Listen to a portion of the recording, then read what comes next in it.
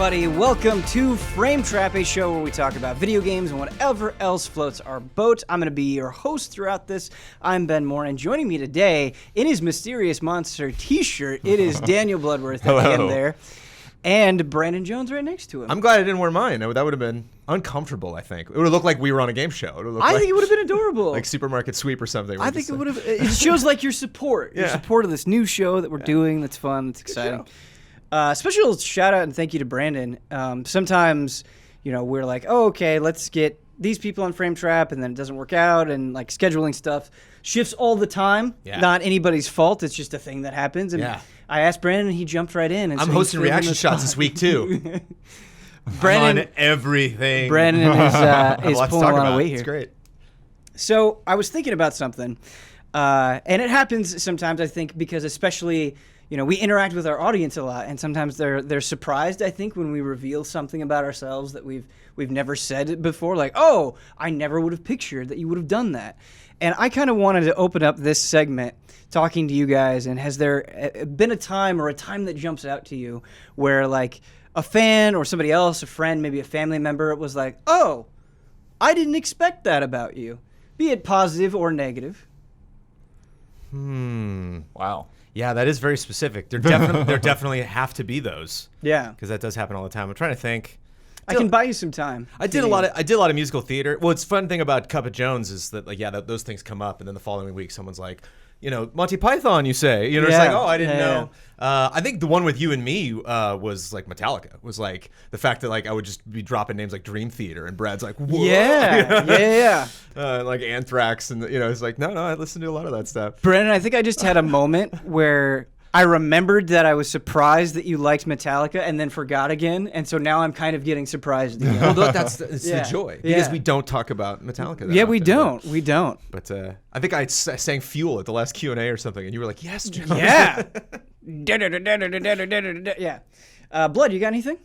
I mean, I don't know. I feel like anytime on the podcast and something comes up, people are like, what? Yeah. Oh, yeah. You dropped a crazy bomb the other day. Oh, it was the proof that you were smart, or like sure, yeah. You're like, college level, acumen at like the age of 10 or something. You were just like 7th grade. Wunderkind, yeah.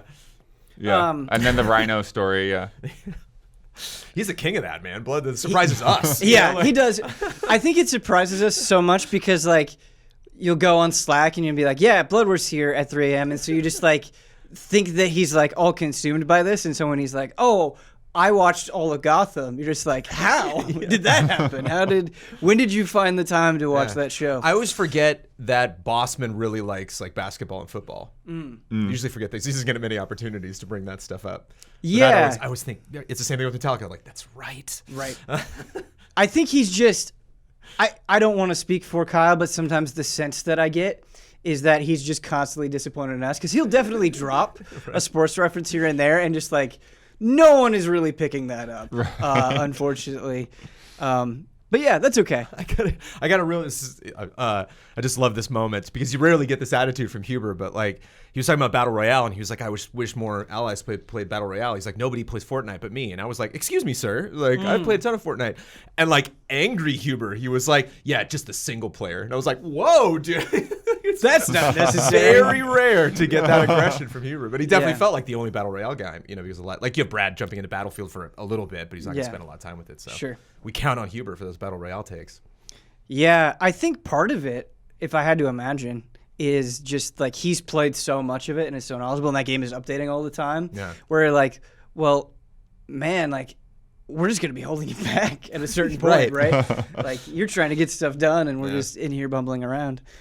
For me, it's a lot of things. I think the spider thing really confuses people, and it's really confusing because like I love of spiders. No, I don't love spiders, but I love like Earth Defense Force, for instance, and that has crazy huge spiders in it. Yeah. But if there's like some cartooniness or abstraction, and I'm only afraid of very specific types of spiders, so it doesn't really make sense. It's not like, oh, I'm just afraid of all spiders. It's not that. It's like I'm afraid of some spiders and others don't bother me at all, and some depictions super bother me and some don't, and so it's like kind of all over the place. And I always get this sense that like people are a little bit disappointed where they're like, how did you handle that, man, in that video game? And I was like, yeah, it didn't bother me. And they're like, oh, like I just betrayed everything they knew about me. And it's like, no, it's just this weird thing. It's kind of all over the place. Yeah, it's funny because I grew up around a lot of spiders, and so I'm not really afraid of them or concerned. Like, you know, like when someone gets concerned, it's like, there's a spider in the house. I'm like, oh, okay. Like, and, but I did have a place where I was like basically living in like a remodeled garage. And so I would have to like keep cleaning out spider webs. And it was getting to the point where it's starting to freak me out because it was like I would clean out all these spiders, and then like the next day there'd be spiders everywhere again. I'm like, what the heck, you know? Because it's like just straight up infestation, more or less. So. Ugh. Spiders. One fun thing you wouldn't think spiders are way into is cars. Like spiders love cars, they love engines, and they love like it's just a nice, you know, like the temperature inside of that I guess is great. And like spiders just love my right rear view mirror. Like on the right side of the car, I'll like clean it off, and then like 3 days later I have a cobweb on it. It's like, what? Like why? Why that side? I like how you presented that. It was almost like the spiders were your friends. And you're like, you may not know this. I mean, you know, about spiders, they're going to be there. They're good like, guys. we're also going to use your car. There's nothing you can do about it. It's like, right. Can't beat them, join them. Looking at the lineup of games, I'm really excited about this frame trap because it's a weird lineup. A lot of times, you know, it's a struggle for us, I think, just to cover like the big hot new releases, and there's definitely some of that here, but it's kind of stuff that I wouldn't necessarily expect and is all over the place. And I think like the biggest example of that is where the bees make honey. Yeah. What is this, blood? I'm excited to know nothing about this. Yeah, I don't know anything about it. I honestly didn't know really going in, and just it just kept changing on me. So I'm like, not even entirely sure the best way to describe it as a thing, other than to go through some of the early changes and stuff. But this is a game that I gotten hit up for like a GDC appointment. I'm like, I'm booked. I'm sorry, I can't do anything. You're like, will you take a code? I'm like, okay, I'll take a code. And it's only like, I played through it last night. It's only like 90 minutes long. $10 game on PC, Xbox, and PS4. And when you're starting out, like the titles are just like throwing like fruit and donuts and stuff in the air. And I'm like, what is happening? And then you get into the game, and it's in, I guess the basic through line that you can say is like narrative adventure. Like you're hearing sort of an internal monologue from this character, and it starts off and you're completely in first person, like in a cubicle, and she's got this telemarketing job, and she's having to work overtime by herself in this empty office. And then the power goes out, you go down, you switch off the generator, and like somewhere in there she's talking about like it was so much better like when I was a kid, I had the freedom to do whatever I want. You come back upstairs to the office, all of a sudden you're in the jungle. And you're wandering around this jungle, and then all of a sudden you're now basically switching genres. Like I'm playing as her as a little girl and like a side scroller kind of thing. And she's like really tiny and like walking through the kitchen, and there's like cookies blocking her path, and like you hit a shoulder button and then she starts walking upside down. Like, okay, that's interesting. I'm getting some intense Takeshi's Challenge flashbacks. Also seems kind of like Edith Finch a little bit. Maybe in a yeah, way, that's yeah. a good comparison. Every once in a while, like Right, you'll get like flashes of like actual like old school like home video that kind of feels like out of like the 60s or the 70s. Yeah. And like sometimes it'd be like really quick, and I'm like, what was that? And then and then it just kind of goes through these different moments that are kind of like stories from this character's childhood, but they're all, like you said, kind of like Edith Finch. Like they just kind of keep changing things up, and so sometimes you'll be kind of in a side-scrolling kind of environment. Other times you'll be like really like far zoomed out, like below, and like going down staircases. There's one where I'm like going through like the woods and the snow, like top down, but then there's like these gigantic bicycle parts in the snow. And one time, like probably the most surreal moment, I stopped controlling her, and she's like playing as this little, like you're playing as like a little girl in like a bee costume. But I stopped playing as her, and I was playing as a rabbit with like controls that were sort of like an RC car, to where it's like forward is always forward, even if like the camera's not pointing forward. Yeah. But the whole time, the audio design, I'm hearing what's going on in a grocery store and these conversations and situations of happening in a grocery store. But I'm playing as a rabbit. Out in a field, trying to get across like rocks and platforms and I love that he's talking about this game like a game you just started but aren't going to finish for like a couple weeks. And I love that you're done. Like you've played this entire game and you're still like. And then kind of in between, in between all of these episodes, like you end up in like these really small puzzle levels that the best thing I can like compare it to is Captain Toad. And so there'll be like 3 honeycomb pieces, and you kind of like take the girl around and like shifting the, we got like these 90-degree angle shifts where you're looking at the corners, and like shifting the angle of what your perspective also like moves some of the platforms, and you kind of have to work and like, okay, left does this and right does that, and it kind of moves things Monument around. Valley. I don't know if you ever played on mobile. A little bit of like that, yeah.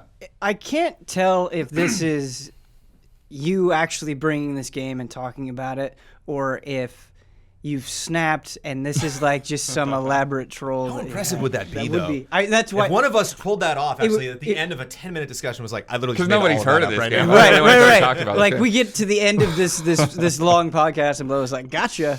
Yeah. He could pull it off. I think he could. Blood, I'm really happy that Brandon mentioned Edith Finch. I love surreal storytelling, but I think part of what made Edith Finch so compelling was no matter how weird it got, like you pretty quickly got this idea that it was all building something, and you could like as you got further and further, you could see the connections between things more clearly. Yeah, I do think you get that. I think at first, like, it's really rapid fire where like things are changing up on you. Like I'd say like every like 90 seconds or something. Like, oh, there's something different. There's something different. And then as you get more towards the middle, it's like then the segments start getting a lot longer. You're in kind of the same scenario, same idea for a bit longer, and then you like I said, you start to get the ideas like, okay, these are actually like her telling her stories, and it's just sort of like an abstraction of these things, even if at first, like, again, like with the rabbits, like it's only like when you start going through the narrative of what that story is going on that you start to make the connection about what this is all about. And at the same time, like the rabbits still, why rabbits? I don't really know, but there is sort of this connection towards like, okay, now like the visuals and the audio, I get like they're sort of matching up to me in a way. I feel like being all over the place, I love just having those moments in games where you get completely surprised and you kind of get swept away. But that can all come crashing down to earth when you're like, this is so opaque that I don't know how to progress, or it controls so awfully that like I don't want to do this. Did you ever run into those situations where it was more frustrating than fascinating, or was it pretty smooth going? Mostly smooth. The rabbits, like I said, the controls were a little bit weird when I got to like actually having a platform, so I had to like redo a couple of jumps a couple of times. It wasn't that bad.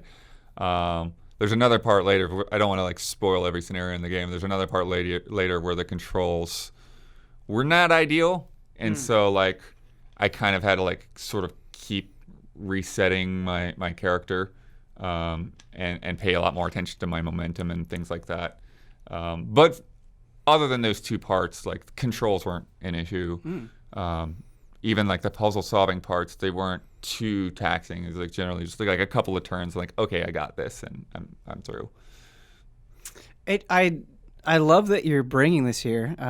Both Brandon and I have never heard of it. I'm sure a lot of the audience hasn't heard of it, but you seem pretty into it. Like you can just kind of tell from your descriptions that this was just sort of this thing you took on and it ended up surprising you in a wonderful way, and that's such a cool feeling. Yeah, I mean, I like to be able to go into a game like this where I don't know anything. Yeah. And then just, it being just such a, number one, very personal kind of story, but then also, just throwing like new things at you, and just like that sense of like I'm trying to figure out what this is as I'm playing through it.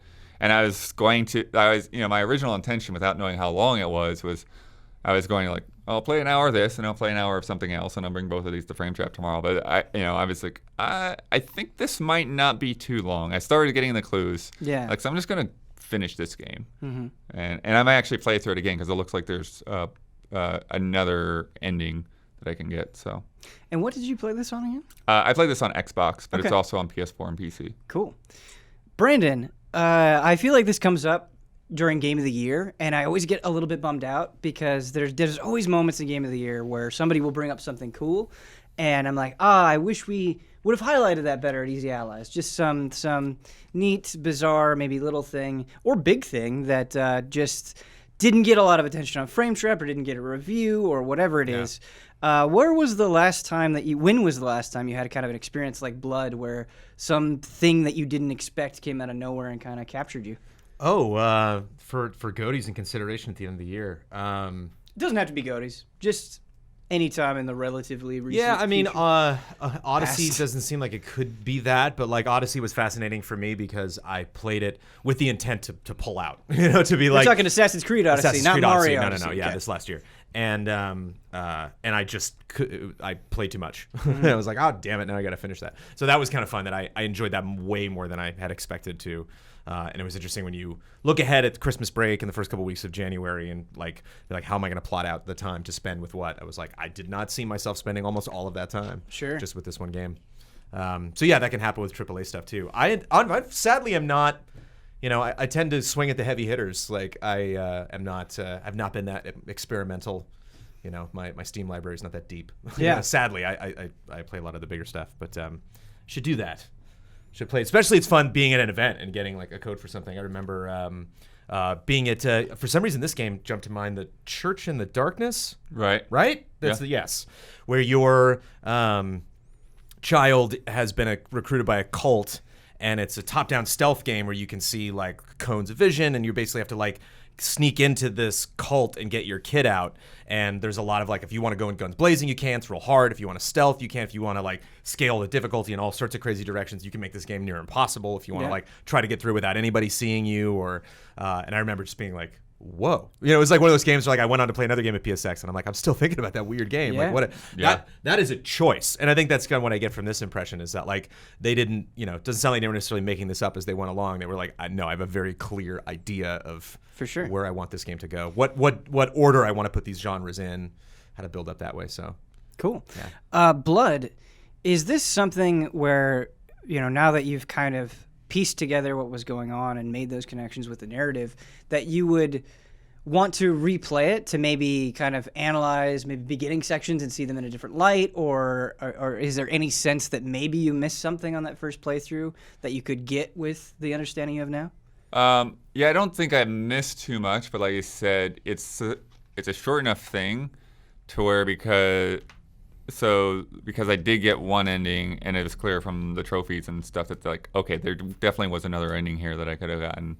Though I'm curious just to see like both sides of the coin of like how this narrative goes, and the limited amount of choice that you do have, what they do with that, and try to get a better understanding of what was the overall point that they were trying to get to. Sure. This is admittedly a bit of a loaded question, but do you think your experience with this was strong enough that you could see this being on like your personal list for your favorite games of the year come the end of 2019? I don't think necessarily like favorites. Sure. But I would like easily recommend it. Again, if you're into something like Edith Finch or something, it's very much in those kind of vein in a way, even though it's not locked into first person. It does all these other different things. But at the same time, it's interesting because it's got rough edges, but it's also got kind of like, I think it's like intentionally bizarre in its art style at points, so. I'm worried. Like I need to make sure I not only write this down for this episode, but write it down somewhere for my own personal stuff, just to make sure I don't forget it, because I can totally envision this being a game where like the title is long enough and odd enough that a week will go by and I'll be like, oh yeah, that game, and I could just ask you, of course. Right. But in the moment when you have that space, you want to make sure that you can remember the name so you can quickly play it, which is really cool. But yeah, moving on. It's kind of hard with this lineup of games to know where to go next. So I'm just going to talk about something that made me pretty happy. I've been picking away at it for months now, just because of the platform that I was playing it on. I finished Dragon Quest II. Oh, wow. Yeah, on mobile. I was playing on my mobile phone. Oh, nice. And I think it's a really good way to play that game for a bunch of different reasons. But man, this like mid 1980s Famicom RPG, I really love the ideas and ambition that it has, especially compared to Dragon Quest 1, because in Dragon Quest 1 you're just playing as one hero who can cast spells and use a bunch of different weapons, and it's kind of you against the world going on this adventure to stop the Dragon Lord. And in Dragon Quest 2, which I believe came out a year after Dragon Quest 1, if memory serves, you like the way that they contextualize it is so cool. You're a descendant of Right, sure. Erdrick, and a lot of time has passed, and there's a new threat that's kind of invading, and what you do is you go and you get two other descendants, two other ancestors of this ancient hero, and you kind of go and you recruit them, and so you all have this bond of importance, and I really like that theming. These aren't just people that you meet. It isn't just like it's some skilled spellcaster. It is like, no, they are part of the same special line that you're from. And another thing that's cool is it takes a bit of time to get there. It's not like you open up the game and you're suddenly there. It begins very much like Dragon Quest 1, where you're spending a lot of time on your own. You need to grind to get better equipment and weapons so you can move on. And then you get the second person, and then some more time passes, and you finally get the third person. And I love how they all have a role. Like your main character, your main protagonist, can only doesn't use spells at all, just uses melee weapons, but as a result of that, can equip the best weapons, can equip the best armor. And then you have somebody who's kind of in between, who can use spells and doesn't have quite as good of defense or offense, but is a sort of jack of all trade. And then you have a princess who is a spellcaster through and through. Like that's primarily what they do. Do you add to your party, or is it like 4 where you have like separate chapters? No, they add to your party. So Okay. you go and you like collect them, you bring them in, and so you form a traditional JRPG party. And it's the 3 of you, which is really cool. And yeah, it's such a fascinating game. There's definitely some annoying parts to it, but considering it's just the second game in the series, they did so much right. Like in this sequel, you also get a boat where you can go around and travel across the world, and that's really great. You're not just walking everywhere. There's gambling as well. There's like that Tambola where you give them your ticket, and then you just try to match up different symbols. Because I don't think the first one has any kind of gambling, does it? No. Let's see. What else is there? Oh, yeah, there's so many good things, and it's such a, like, when you play 1, I played through 1 on phone last year, and so then once I got done with 1, I played through 2 and finished 2, and now I'm going to go through 3. And just the sheer amount of ideas from 1 to 2 I think is really, really cool. But it's like not all good. I really appreciate at the end where it's kind of this very long gauntlet where you have to kind of get through this dungeon, and it's like this really hellish dungeon, and then you got to get through all of these bosses to get to the final boss, and that's all really cool. But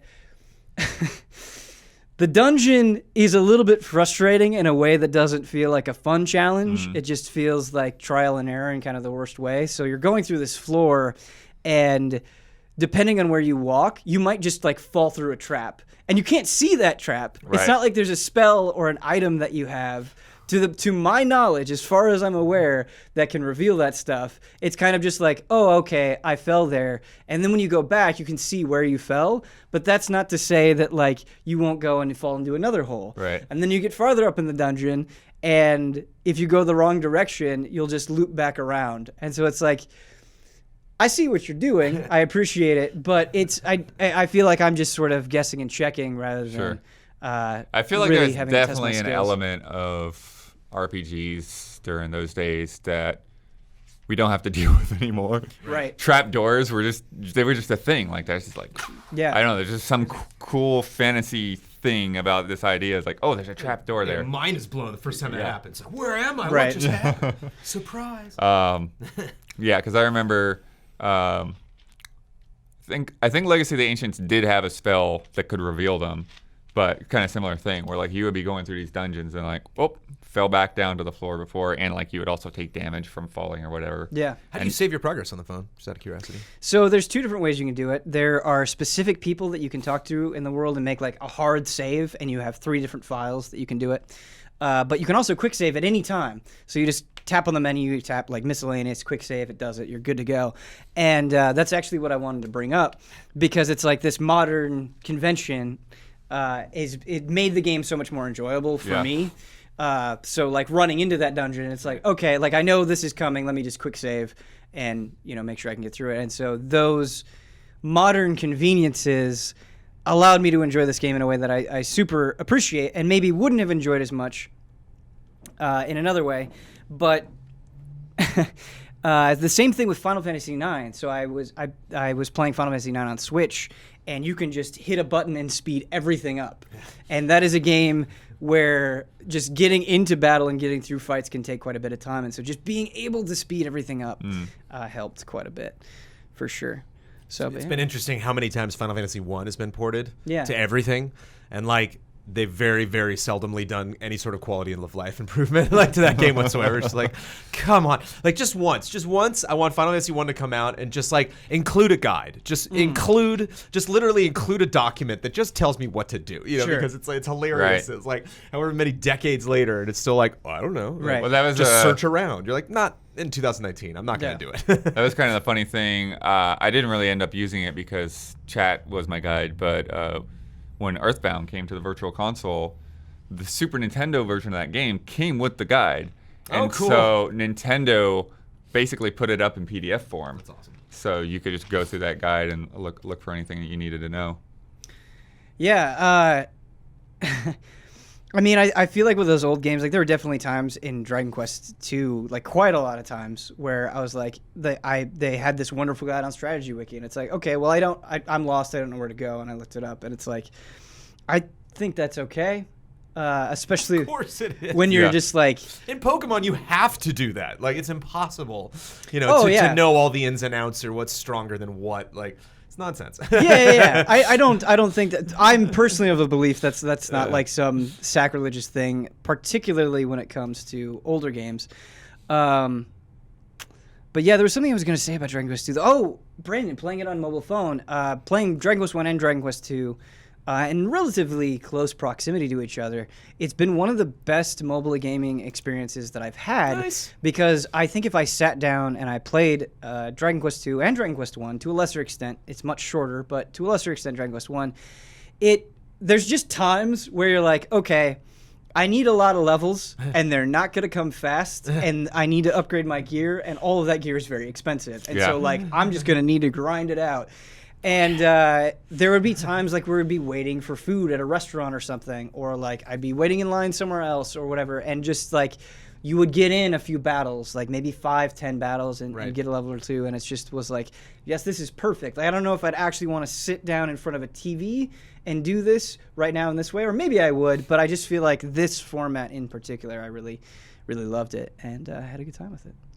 And yeah, it's something I think we've talked about before, and it's like one of the most common things I think to say about Dragon Quest, but it's so good that like I want, and a lot of other games have copied it, a lot of JRPGs have copied it specifically, but there's something amazing about just the whole concept of metal slimes.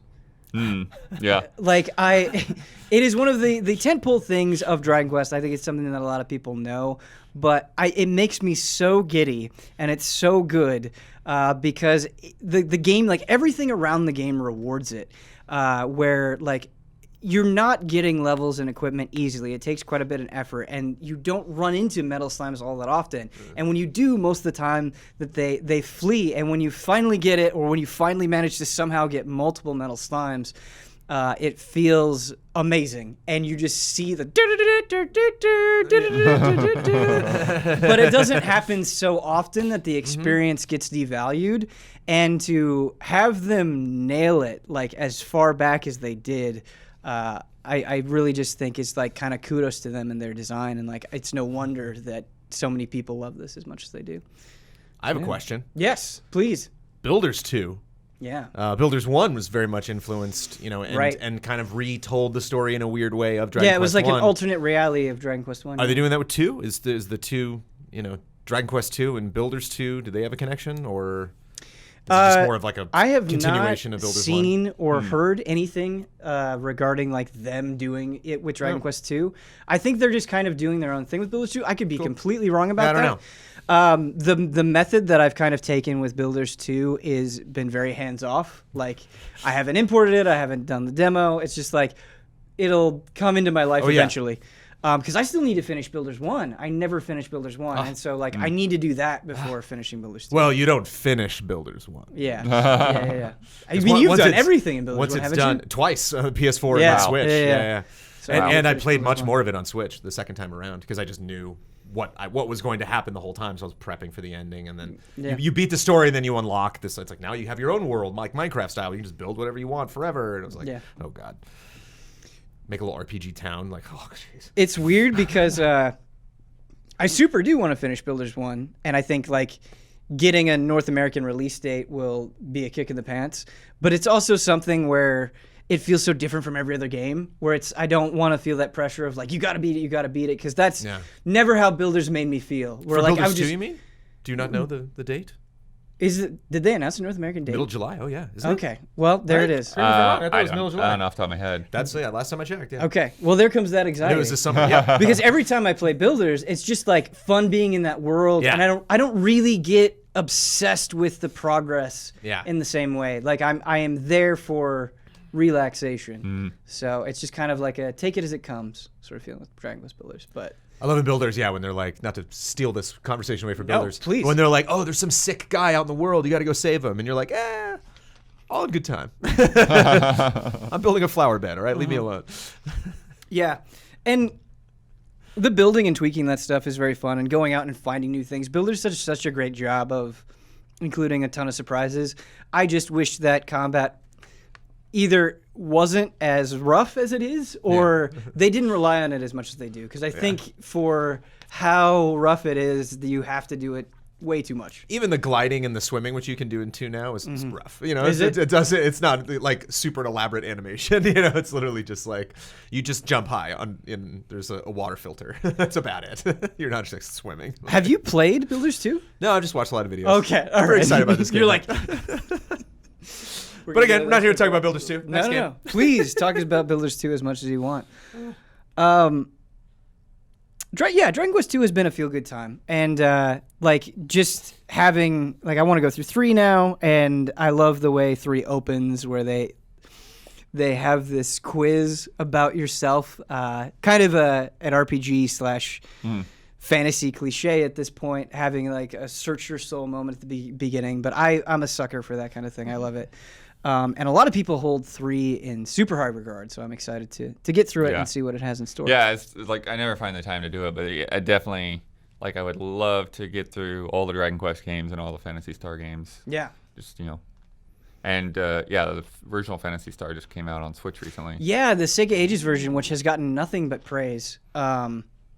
And they made a lot of tweaks in Ages mode to make it easier to get through. And I have it. I bought it. I downloaded it, but I haven't gone through it. Yeah, I didn't realize that. That's interesting. Enticing, for sure. Because when I did play it on the Wii Virtual Console or whatever, I streamed it once. There were times where walk out of town, fight 1 enemy.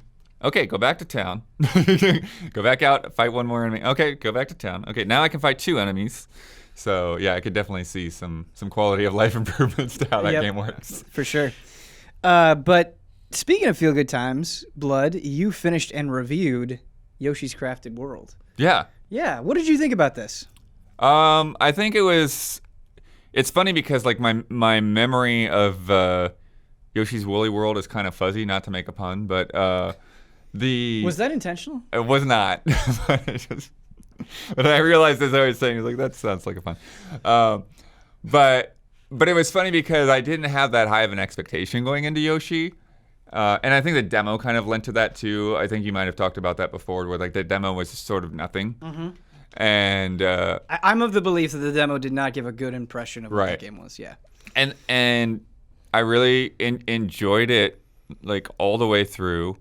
And I really feel like throughout there was just so much creativity there. And I think one of the things that I noticed like midway through the game is like none of these worlds are like 6 or 8 levels long. It's like a world is like 2 levels, and then like, okay, next world. I'm like, right. Oh, you know, and they just keep doing new different things. Mm-hmm. And I think the other thing is even though I felt like Woolly World and Kirby's Epic Yarn were particularly easy games. Yeah. This game, it wasn't. I never like felt like it was all that hard, but I didn't get that impression that it was like just breezing through it and I was bored. Like there's just something where like they've tweaked the level design just enough. I feel like they were just constantly tasking you to. They were testing you in completely different ways from level to level, and because it felt like they were kind of poking different parts of your brain. Like even though it was all easy, it didn't feel monotonous. Yeah. Totally. Because I finished it since the last time we talked about it on Frame Trap, and I really don't want to. I don't want to ruin it for people, but at the same time, I think this is something that would maybe entice you to check out the game. I didn't expect Yoshi's Crafted World, based on everything that I'd seen and knew about Yoshi, to suddenly have like this horror level. Oh yeah, like yeah. We don't want to spoil too much of it, but we've got to like maybe at the beginning of the stream or something. We've got to like bring that level and just get Hubert to play through that level. It's the most unexpected and completely awesome thing, right? Like it's really cool. And there are so many moments like that where, like, you just go into a level and you don't know what to expect. There's a lot of collecting, as you would expect in a Yoshi game. And that's one of my game. biggest criticisms. Sure. What were you critical of? It becomes too much. Like, I really actually enjoy the Poochie Pup concept, where it's like, okay, this is how they've made the level flipping concept work in the final game. It's like you get through a level, and then afterwards you can go back through and look for the Poochie Pups, but you're going through the level in reverse. And because you're going through in reverse, then you kind of break the illusion of the set design, and you see like, where the tape like ends in the back of the cereal box, or the soda can, or the scissors in the background and things like that. And so it's like yes, it kind of like emphasizes this whole illusion that somebody made all of this by hand, even though it's just a video game. And so I think that's really cool, and it's really like even throughout the game, just seeing how different levels are, quote unquote constructed, and all of these different ideas, because they do bring in new materials as you get to new environments. So it's not just that, oh, the environment's changed, now I'm in ice. It's like, oh, well, they've used like, plastic water bottles here, or they've used, they've cut up a plate and turned it into a UFO or something like that. Right. And so I think that's really cool. And then I think the other thing they have is scavenger hunts, where like there's this guy on the map who's like, hey, I'm looking for this. Go back into a level and look for it. And I think that can be really cool at first, especially if you haven't 100%ed the regular collectibles. And it's like, okay, I can look for the last couple red coins, and I can look for, this paper crab that they're looking for. But then it's just the amount of times that he has you go back and do that, towards like every level you've got to go back to like 3 or 4 or 5 times. And so there's the idea of like 100%ing that game. It's like, no. Like I'll get as far into like the bonus content as I can at the end, but I really don't want, like, because I it's almost like, and I've been thinking about this since I finished Yoshi, that I feel like sometimes like the drive to 100% a game kind of like ruins the joy of it. Yeah. Because like there's so many like different cool ideas in this game, and then all of a sudden it's like, well, I've seen that now 5 or 6 times. Yeah, I think that is especially true for something like Crafted World, where I think biggest excitement came from, wow, I can't believe they did that. What's going to happen next? And so when I would repeat a level, that wonderment isn't there because you know what's going to happen. You know you're going to build this thing or go to this location or this thing's going to pop up. And so I don't know if it was this way for you, but for me, I was like, I'm going to try to get as much as I can. You know, if I see something, I'm like, oh, there might be a flower over there or some red coins or whatever it is, I would go after it. But then I would finish and I'd be like, okay, that's what I got. You know, I gave it my best shot and I don't really like why do I want to go back? Because I enjoyed getting the costumes. I thought the costumes were adorable and the way that they presented you getting those costumes was adorable. But no matter what I did, I was swimming in coins. And so it was never a struggle like trying to get new costumes or whatever. So yeah, I don't know. Did you find any strong reasons to go back or to want to 100% or did that just not seem like I said, I felt like going back in itself wasn't that bad. It's just the number of times that if you were to 100% it. Yeah. And then, you know, and I kind of think back to, you know, other games that I played, like even Spider-Man. You know, like once going through those DLC and like at some point I'm like I'm done with crimes. Yeah. I've seen enough crimes. I don't need to fill out the map of all the crimes. Just like pull me on to the next thing. Yeah, I think that's something that's kind of I don't think it's executed perfectly because it can be pretty hard to do it blind. But that's just something that's cool about like Rondo of Blood, where to 100% it, yeah, you're going to have to repeat some levels, but really 100%ing that game is just seeing all the different paths that you can go to, and they're entirely new levels or new fights that you're getting. But say like something like Symphony of the Night, like sometimes 100%ing that game is just like, how can I jump to get this corner of map to show up? You know? Or like this thing has a whatever 5% chance of dropping this, so just keep killing it until you get it. It's like, yeah, that's not fun to me at all. But Brandon, I want to include you in this because I didn't play any Yoshi's Crafted World co-op. I just played through it on my own, and you've been playing it with Amanda. Yes. How has that experience been? The one thing I want to talk about definitely that I think works for these games, because you mentioned Epic Yarn, and I've only played a little. I've watched more of Yoshi's Crafted World as far as playing with Amanda, but we did co-op Kirby's Epic Yarn the entire thing, and I just remember like Discovery was just so consistently, you know, joyful the entire time, or you just like anytime you would see that button or see something like, oh, let me just run over and I wonder what's over there. And so I just love the idea. I love how everything looks when you smack it. I actually didn't see this because I don't think she's done a lot of it, but in your footage review, I didn't know you can keep hitting something. If you like knock something off a shelf and it's falling in the background, you can keep like hitting it again and again and again, like trick shotting. Yeah. I thought that was really cool. And just, it looked so simplistic the first time I saw it. And it's interesting going through and being like, that's very much intentional. Like that's the design. Is like, look what we actually put together. And I think those specific details, like you mentioned, like didn't necessarily come across like in the reveal of the game.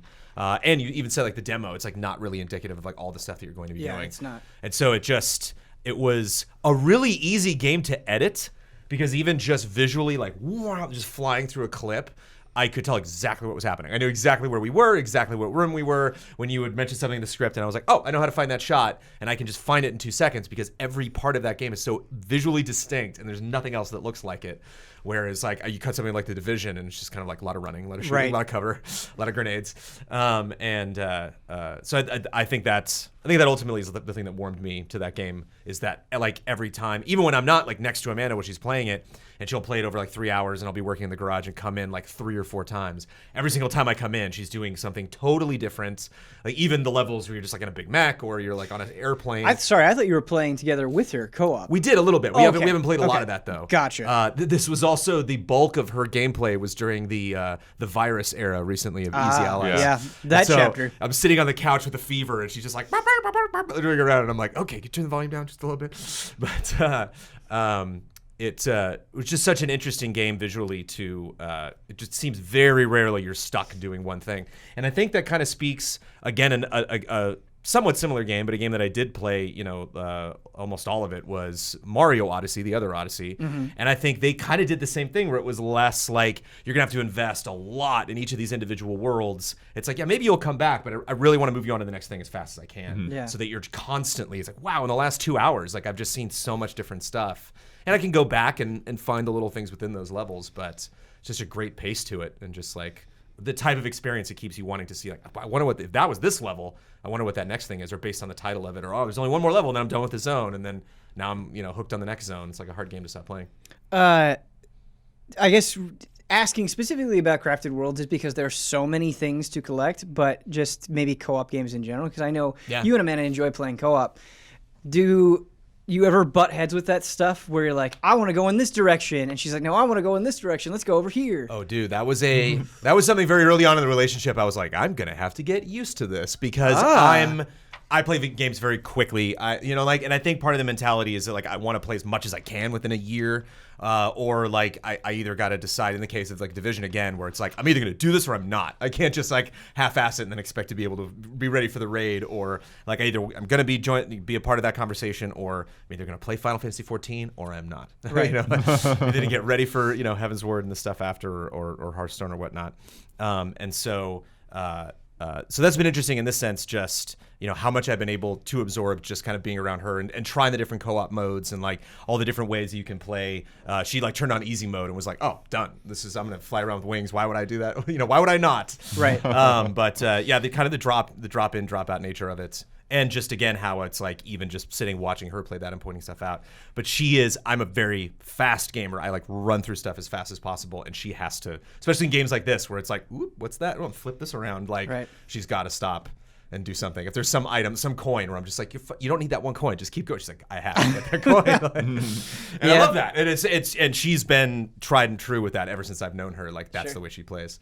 It was the Fable 2 moment. Remember when Fable 2 came out? And I was like, I think you'd really like this game. And the Fable 2 begins with a hallway, and she tried every door. And I was like, none of them open. And she's like, I can tell you right now, I played the sequence before, none of them. She's like, gotta try them. I'd really like to watch Amanda play like Silent Hill 2 or 3, where, or 1 maybe to a lesser extent, but like something that I always think about with Silent Hill, and I think is so funny, is you go through and there are all these doors. And specifically in Silent Hill 3, I remember this very strongly. Yeah. And like all of them are locked except for like you're just putting X's on the map. Yeah, you're just putting X's on the map. Yeah. And I'd love to see her frustration with that. But Blood, I want to talk to you about the review process for this for Yoshi's Crafted World, because this would be a tough thing for me, where I think a lot of what I would want to praise and talk about is something that I also wouldn't want to ruin for people. Sure.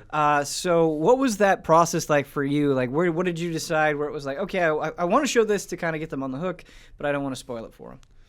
Yeah, I mean, a lot of the things I was talking about, it's partly structural, but I think there's just something like around the midway point of the game. It's like, after this, like I don't need to show like every little thing, like even that level we talked about a little bit earlier.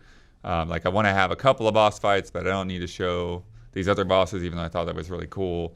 But at the same time, I was like, well, I've got to talk about the bonus levels after you beat the game, because if we're going to talk about difficulty, like this like completely changes the difficulty curve, because they are so like unforgiving. It's like, any other time in the game, you fall off the map, it's like, you just float back up to the last platform you're on. Yeah. And then these bonus levels are like, start the level over. I'm like, what? Okay. It's funny because that was kind of the same experience I had with Woolly World, where the bonus levels were just so much more difficult than the rest of it. It does seem to be kind of like a path that Nintendo has taken. Like you see that in Mario as well.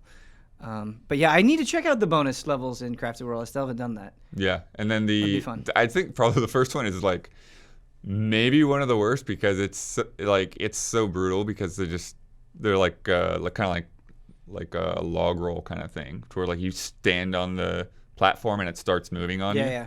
And pretty much every platform in that level is like that. It's like, oh gosh. And the other thing that I kind of I had a little back and forth in the comments on, but I think people cooled off of it. I think that my first response was just to rub people the wrong way. But I didn't talk about the music.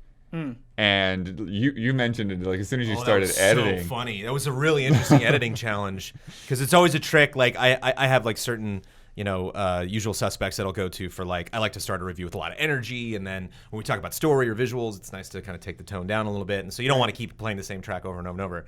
And I didn't even know it was just like like there's like the theme of that game, and like half of the tracks that Blood gave me were just that with a different instrument. Yeah. And I'm like, I can't just keep doing that in this review. I can't, Sure. like the next break. Well, now it's on guitar. But now it's on violin. And there's only really like one way I could set up the music. I just kind of decided it for me. That was really funny. But yeah, that's the thing is, and there may be other tracks, but like in the music player at least, there's only 20 tracks there. And pretty much every level track is that main theme in just a different way to suit the level. And then like every track is like about a minute and 15-second loop. Yeah. So it's like once I was going through and recording the music, I'm like, oh, this is kind of a bummer. But the weird thing was that it never stuck out to me before that. And so it's like one of those things where it's, and that's why I ultimately decided not to put it in the review because like I'm going to sit here and spend a paragraph griping about something that really didn't bother me. It really didn't. It was not something that I drew a lot of attention to as I was playing. Yeah, so it's interesting to hear you guys pull it out specifically because it kind of makes me go back and listen to it. That is always fun about the review process, though. This isn't really about any particular game, but like there's a lot of times when I'm writing the review, I'll just have a lot of weird bullet point notes, and it's fun to notice like 10 or so notes, and I'm just like, Yeah. It's like, oh yeah, that came up, and I remember at the time being like, I'm going to mention this in the review, and then later it's like, who cares? It's like has nothing to do with the theme of what I'm saying right now. It's like, that's an issue, but it's not going to bend the score in either direction. I had that experience today, this very day that we're shooting this. We're shooting this on a Friday. I wrote the vast majority of the script for Earth Defense Force Iron Rain. Good segue. Yeah. And I haven't really talked about the visuals yet, and I think sound can be tricky in our reviews that we do, where you're staring and listening to the game for 10 minutes, and so when you comment on those things specifically, you want to comment in a way that feels effective, like, okay, the way that this looked really enhanced this, or is so outstanding or so miserable, because if you're just saying, like, it looks fine, or it sounds okay, like what's really the point? Like you kind of realize like the audience can probably surmise that based on what they're watching and listening to. And man, Earth Defense Force Iron Rain, we've talked a lot about Earth Defense Force, I feel like, on Frame Trap recently, but this is a game that just came out that I am reviewing, that I played through. It's really hard for me to nail down my feelings on it. And it's ultimately come down to it's fine, but I think that even sounds harsher than I want it to. Sure. And it's so this is not done Earth Defense Force traditionally done by Sandlot. This is done by a completely new group. And what I respect about this group, Ukes, that did Earth Defense Force Iron Rain. And a ton of wrestling games. Yes, that's right. Yeah. I'm surprised that you knew that. It's been a subject on the podcast. For like oh, really? The last Easy podcast. Okay, I was like, wow, I didn't know Brandon knew Ukes. And both Brad and Huber were on there, and I was like, is that? Yeah.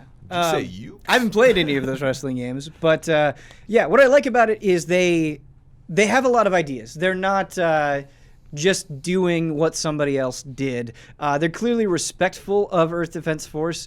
And I think they try to capture the spirit a lot of ways, but they go in a completely different direction. And I think that really comes through in kind of the progression and the structure of the game.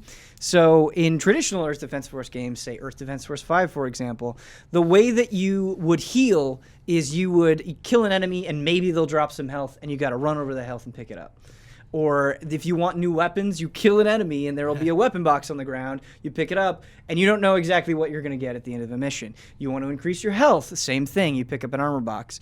Here, you are unlocking new weapons as you go from mission to mission, but then you have to purchase those weapons. And it will cost money and it will cost gems, and different enemies drop different gems. And so That is really interesting. And as you get, a lot of the weapons are bad, especially for a huge chunk of So time. you have to unlock it and then buy it, and then it's bad? Well, it's not that it's bad. It's just I found that weapons, a lot of the weapons have very intentionally huge drawbacks. And that is definitely an Earth Defense Force thing.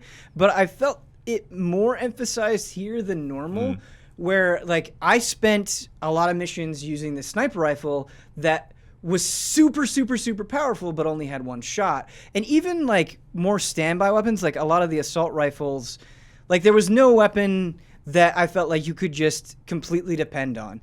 I felt like the designers very intentionally be like, listen, everything is going to have super sharp, rough edges. You're going to really need to think about what you're bringing into combat. And I like that design. I think that I appreciate them having you think about it even harder than you thought about it before, because the enemies, like you have all this new mobility, like you can get around more easily, like even the most basic trooper class has this dash, but that's governed by our stamina meter. But enemies, like everything knocks you down. Everything has multiple attacks, and even giant enemies like giant robots can jump over your head and can cover huge distances. Like I would have moment after moment in Iron Rain where I'd be like, okay, I need to go and run away. And I would run away and I'd be like, they just kept up with me the whole time. And I felt like it was harder, say, compared to my very recent experience with Earth Defense Force 5, to create space between myself and enemies. And so you have like more aggressive enemies, harder to get away from enemies, while you have these weapons that have like downsides, or you need to pay attention to like an active reload to really make sure you're not screwing yourself over. And all that is good. I just feel like sometimes it was a bit too much, in the sense that it was like, okay, I have all these new things that I need to consider. And also now you're getting ranked on missions. So like the time it takes you to complete it, how much damage you take. If you can come in with items, so you can like manually heal yourself, which is awesome. But if you use items, you get less money at the end of the mission. So like you get nothing for free. It's not like, oh hey, cool, I unlocked this new healing thing. Now that's gonna make things easier. Like yeah, it does, but you're gonna take a cut in pay as a result. And so all that is good, but yeah, I don't know. I think with Earth Defense Force, a feeling that I kind of enjoy and drew me to the series is, I call it in the review like this cathartic joy, where like, yes, you have really powerful enemies. Yes, you have things that are hard to take down. Yes, you have annoying missions, but you also have a lot of moments where you just kind of cleave through things. Like, you know, those black ants are not a big deal, and they're never going to be a big deal. And you can just take whatever gun you have and shoot them and they'll die instantly. And that kind of happens here. You kind of get those moments, but it never happens to the same degree. And so like it felt very quickly, it's just like you're running up against a lot of giant things that all take a lot of effort to bring down. And I'm like, that's cool. And I appreciate that this game is making me think, but it didn't have the release as much as I wanted it to have, or it felt like the series had kind of trained me to enjoy, where it just felt like everything was kind of so much effort and so long. Like, this game has 52 missions, and like it felt way longer than that. 52 missions is not that much by Earth Defense Force standards, but like all of these missions were so tiring, and not all of them. Like, there are definitely some missions that are easier than others, but I would say by and large, like, there were definitely times where I was like, let's just shoot some bugs easily. Like, I don't it almost felt like a different thing, I think is what I'm trying to say. And it's hard because I respect their decision to add more depth and to add mechanical complexity, but it just felt like sometimes things were fighting themselves, where it's like, okay, you're putting dozens and dozens and dozens of enemies on here. It kind of feels rough that it's taking so long to get through. Like, I don't know. It sometimes felt like I was playing a completely different game. And they'll do things that are very EDF things. Like, they'll have funny banter between the soldiers, and they'll have repeated gags that they bring up. And they're definitely trying to be lighthearted. And they do change mission types, which I really like. Earth Defense Force is always like, go in there and kill everything. Or like, like overwhelmingly that's what it is. Whereas in Iron Rain, I felt like there was a more active effort to mix things up and be like, defend this, survive for this amount of time, bring enemies over here and then get out of there. Use this turret, whatever it was. There was definitely an active attempt to mix things up, and I appreciate that. But when we were last talking about Earth Defense Force 5 on this podcast, there was a moment where like you get into a mech and it was just this ridiculous situation. I felt like the story had built it up so effectively that it was completely goofy. I felt like I was getting in a fist fight with Godzilla because all this mech could do was like punch and stomp. And they had kind of built it up after like dozens and dozens and dozens of missions that it felt like this fun, goofy, over-the-top moment. And I feel like this game never really gets there. Like, the bosses that you're fighting, it's like, yeah, I could see you doing that.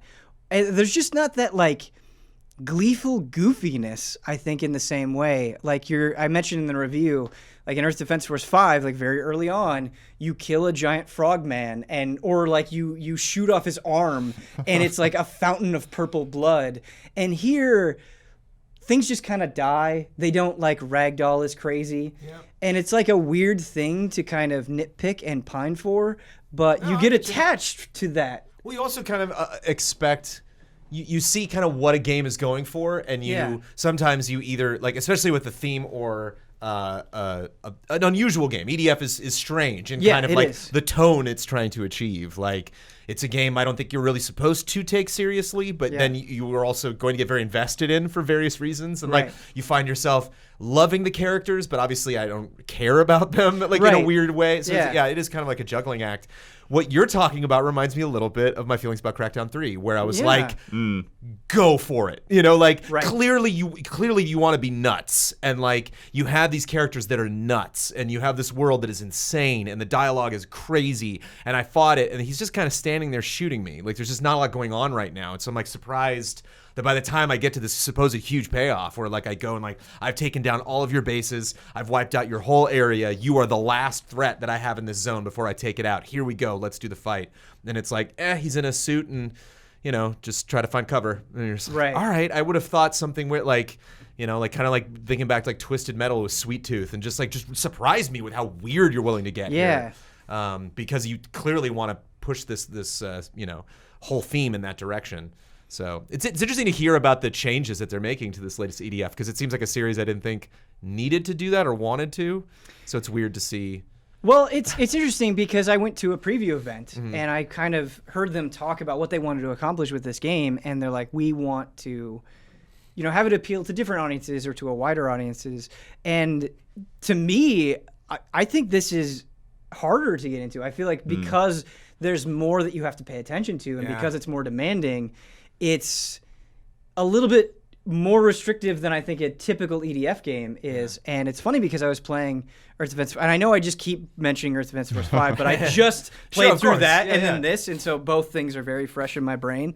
But I was playing Earth Defense Force 5 with my girlfriend, and then we were playing Iron Rain together, and she's like, yeah, I just like Earth Defense Force 5 way more. Like, I didn't have to think about it as hard. Right. And it's like, it's weird to criticize a developer for making you think more. Like, you want that. You want to praise depth and them trying new things, in which they certainly go for. But I think it's just kind of this perfect concoction for Earth Defense Force of accessibility and vibe.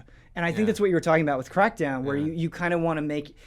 You want to have it make you feel a certain way. Like, you don't want it to be the same thing exactly every time, but you're coming there for a reason. Sure. You're coming there so that when you shoot the ants, they fly 1,000 feet up in the air. Like, that's something that you kind of grow attached to. One interesting game that I'm playing through that I'll bring up very briefly, but I've been on Frame Trap twice in a row now, and I'm tempted to bring it both times. Please. And I mentioned it after we shot the last Frame Trap, and you were like, why didn't we talk about that? Yeah. But I'm playing Doom, the first Doom. Yeah. The remake of the series. And it reminds me of that a little bit because I'm very acutely aware. You're playing the original Doom or the Doom reboot. 2016? Doom 2016. There we go. I've played the original Doom on so many different consoles. Yeah. I'm very acutely aware in Doom of when they make me think. I'm like, oh, wait. You know, the game's like, this won't last long, but we do want you to stop for a second and try to look at the environment. You might have missed something, or how are you gonna get over there? And I just think like, wait a minute. Like I just spent the last 10 minutes voraciously just chewing through the enemies in this game. Right. And now, all right, okay, and so I just when I kind of hit those moments of like, where is that damn key? Or like, okay, I got the key now. What does that open? It really doesn't take too long for me to kind of get back on the rails. Okay, here we go. Now I'm, now there's blood and guts and gore and the metal picks back up. Okay, they're back to the good stuff. But you do need those breaks, and it's interesting when you have games like this that just like the core of it, really what you're coming, why you're buying a ticket is because it's gonna be insane. You're gonna have more thrown at you than you think you can take until you realize you've overcome it. Right. And so it's like, when do you have those moments where, oh no, you got to save up to buy that gun, or wait, no, you got to open that door, and there's some battery you got to find. I bet that's really, really tough. And I wonder if in development of these games, like that stuff shifts a lot, where they just kind of start to dial that stuff back. It sounds weird to complain about, and you almost like want to pull examples. When the last episode of Frame Trap, I had so much praise for Sekiro and how like so many steps of that were very, very challenging. Whereas like in Iron Rain, when I think about the difficulty, it's a lot less interesting to me, because I'd have a mission where it's like, okay, we're going to spawn dozens of robots and scorpions and things, and you're just going to have to get through them.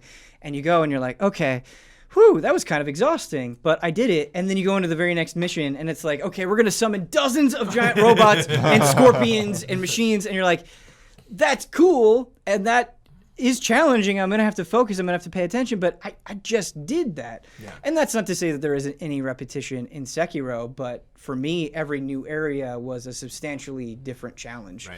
And so I think that's what makes all the difference, where it's like, okay, you're going to have me do this like 52 times. Like, it's going to get old. Yeah.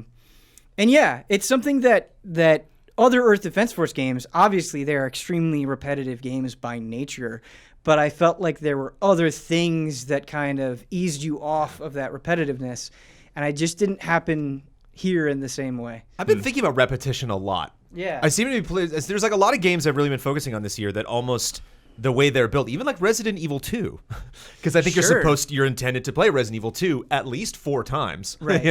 And so it's interesting to have it set up and be like, this is fun. I'm doing the exact same thing I just did, but I'm enjoying this, right? And there's a lot of different reasons for that. When I read Huber's Division 2 review, he's like, all you really do is shoot people, and it's like, right. Like that is totally all I'm doing. But it's fun. But I'm enjoying it. And like, even though I'm, it's like right now in Division 2, I'm facing the Capitol building for a 3rd time. But like, it kind of makes sense in the story, and I'm kind of excited to do it. And it is kind of fun to go back to this place that I know well now. And so I kind of know where enemies are going to come from, and I can kind of predict and get that grenade over there, just perfectly time it. And so it's tricky. And again, also in Yoshi, we were talking about like how many times is too much, right? And it's such a fascinating equation. It's so different for every game. Yeah, it is. It's a thing that I think the tiniest details matter, because in Iron Rain, I feel like things knock you down way more, and especially in the later missions, like you would just get caught in those bad moments where like you'd be facing so many enemies and so many attacks would knock you down, that I would have those moments where I would feel just completely helpless, where like something would knock me down, and then I'd watch the slow animation of my character getting up, and it's like the split second that I got up before I could even move out of the way or have any sort of response or decision to make. I just get down again, and then you get up, and then you get down again, and you're like, well, this is just going to be bad for a while until it's not anymore. And it's like, that doesn't feel good. Sure. That's a lot different than knowing like, okay, this attack was very easy to see coming and I just made the wrong decision. Or it's those really small things or how they prevent you from moving forward that I think can make all the difference. But yeah, it's weird because it sounds like I'm just heavily trashing this game, and I had a good time. And I really respect everything that they're trying to do. And it's hard, I think, when you're coming in with all these new ideas to this series that has been around forever, and you're like, we're going to do things differently, to completely nail that at the gate. And I don't think they did a bad job by any means. It's just, I'd love to see them take another crack at it and refine these ideas and try new things and maybe, fiddle with the settings a little bit, because I think they're onto something. I just don't think they completely nailed it this time. And that's what I want to emphasize more than anything. These criticisms are coming from a place of love, of like, I see what you're going for. Why don't you try this? Rather than like, oh, I hate you. You ruined it. I don't feel that way. Yeah. It reminds me a little bit of Madden, reviewing Madden, because you don't want to like explain football in every review. Right. You know, this is how you play football is. You know, it's like you just always get to the nitpicky nonsense. Right. And then at the end, the score might actually be pretty good. It's like, well, wait, you spent the whole review complaining about it. You're right. oh, I mean, the game is great. FIFA's great. It's just like this is the wiggle room that they think they have to like, what should we focus on this year? How should we change it? So that's why it's interesting to get this like drastic departure in a lot of ways from. Maybe a game that if it ain't broke, don't fix it. I don't know. Like, how do you quote unquote improve EDF? Yeah, well, something that we didn't talk about, like something that I think is just like a wholly good idea, is they have a completely new class called the Prowler. And Brandon, you would love this. Mm-hmm. You're basically Spider-Man. You have these grappling hooks. And these things are so much fun to use. You can shoot this on the ground in front of you and just like whip yourself over to that spot, and they cover a huge ground. Or if you want to get up to the top of the building, you can shoot these grappling hooks up to the top of the building and get on there. And the best part of all is all of the classes in this game, they have this new like super move called this overdrive. And so for like the basic ranger class, you move faster, you reload way faster, and you fire faster. And it's really interesting because unless you use a special item, you can only use this once per mission. And this is a new idea that they have where I'm like, I think this is just completely good. Yeah. Like having to either talk with your co-op partner and be like, okay, I'm going to use my big super move now, you use yours later. Like it's really fun coordinating that. Or if you're on your own, just like, do I need it now, or is this mission going to get worse? I'm going to need it then. And that's just a cool thing to think about. But the Prowler, their overdrive is they summon a giant insect like an ant or a spider or a scorpion, and you get on top of them and you ride them and you control it like a vehicle. So for the ant, for example, you might be shooting like acid at them or like headbutting them. And it's just a really creative thing that feels in line with the other EDF classes, but it's totally its own thing. Yeah. And so I think they just did like a top to bottom good job there. Like this was a great addition. And this is something that I would want to see carried back with even more insects that you can ride and stuff. So yeah, we've talked a lot about Earth Defense Force Iron Rain. But Blood, once again, bringing the smaller kind of special things, you played Falcon Age. Yeah, I've been playing Falcon Age this week. Played through the entire game with just regular controller mode, and then I borrowed the PlayStation VR from the library and played a couple hours with that. It doesn't have separate save files, so I was just kind of like wandering the world and trying to figure out what I could still do without like restarting the story. Yeah. But yeah, it's an interesting and very endearing game. And so like I'm working on the review, and I'm in this weird like split zone of like, I really like a lot of what this game is doing and the vibes and the tone, and then at the same time it feels like rough in a lot of different ways. And so it's like it just like a lot of, I mean, I think probably like one of the easiest like nitpicky examples is just like when you're going through like dialogue and then there's a typo there, or there's a typo here. There's 3 or 4 different times in the game where you come across some of those things. And it's not a long game. I think it's probably 6 to 8 hours if you just get through it.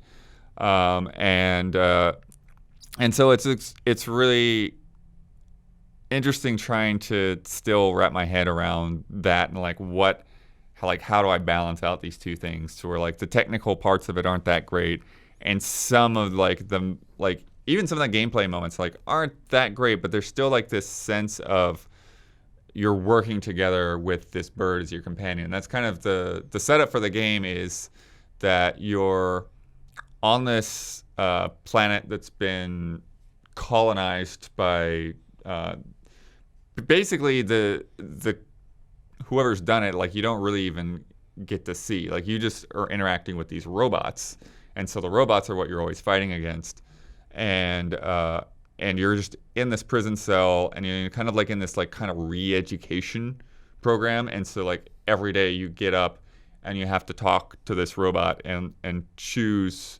answers, and they're like, once you start giving me the right answers, then you'll get to leave the planet, you know, and this is your home world. You don't really want to leave, and that's, you know, part of the motivation. And so it's and I talked to the developer at GDC, so I have a little bit of insight into what's kind of going behind it, because they're from Sri Lanka, and so just coming from that perspective of a place that's been colonized and like that kind of tension between cultures.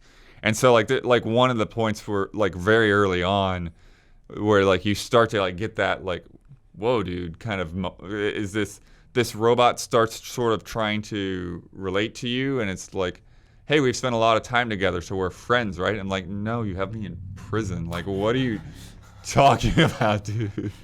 You know, and also sort of like griping is like, hey, once you get in line, then I can leave this stinking place, you know, kind of thing. And it's like, this is my home, you know. And so you kind of get like this sense of like what they're trying to accomplish like really early on, and then you end up getting to escape prison, and one of the things that happens is you know, there's this bird's nest up in your window, and there's like a falcon with a baby falcon, and the falcon attacks one of the flying robots, and in the process ends up dying, and so then you end up taking care of the baby falcon. And falconers is like kind of a part of your culture that has sort of been lost because so many people have left, and there's just like this small group of people that are left that are like a resistance and rebelling. And so you end up meeting with your auntie, and she kind of sets you on the path of, okay, well, if you want to learn, you know, to work with this bird, then you're going to have to kind of prove yourself, go out in the world, start gathering fruit and hunting animals and things like that. And like, once you do enough things, then okay, now go and take back this refinery that the robots have set up, and then it, you know, the resistance kind of turns into a farm that you can use and go to. And then like I think after that point, then that's when you're given the privilege of actually like naming your bird. And so it's like this really kind of like developed sense of like forming a bond and like learning to work with the falcon. Yeah. But then, and so it's like really interesting to see like the kind of that rebel storyline, and then one of the things I'm trying to wrestling with how I'm going to present it in the review right now is there's a point like getting very close to the end of the game where there's another character that comes up and sort of makes you start questioning this whole line of thinking that you've been going through the whole game. Yeah. And like, oh, this is interesting. Where is this going? And then by the time I get to the end of the game, it's like, it felt like that kind of didn't go anywhere. And so, and the same thing too, like when I get to the end of the game, there are some choices and dialogue choices there, but then they don't feel like they have a payoff.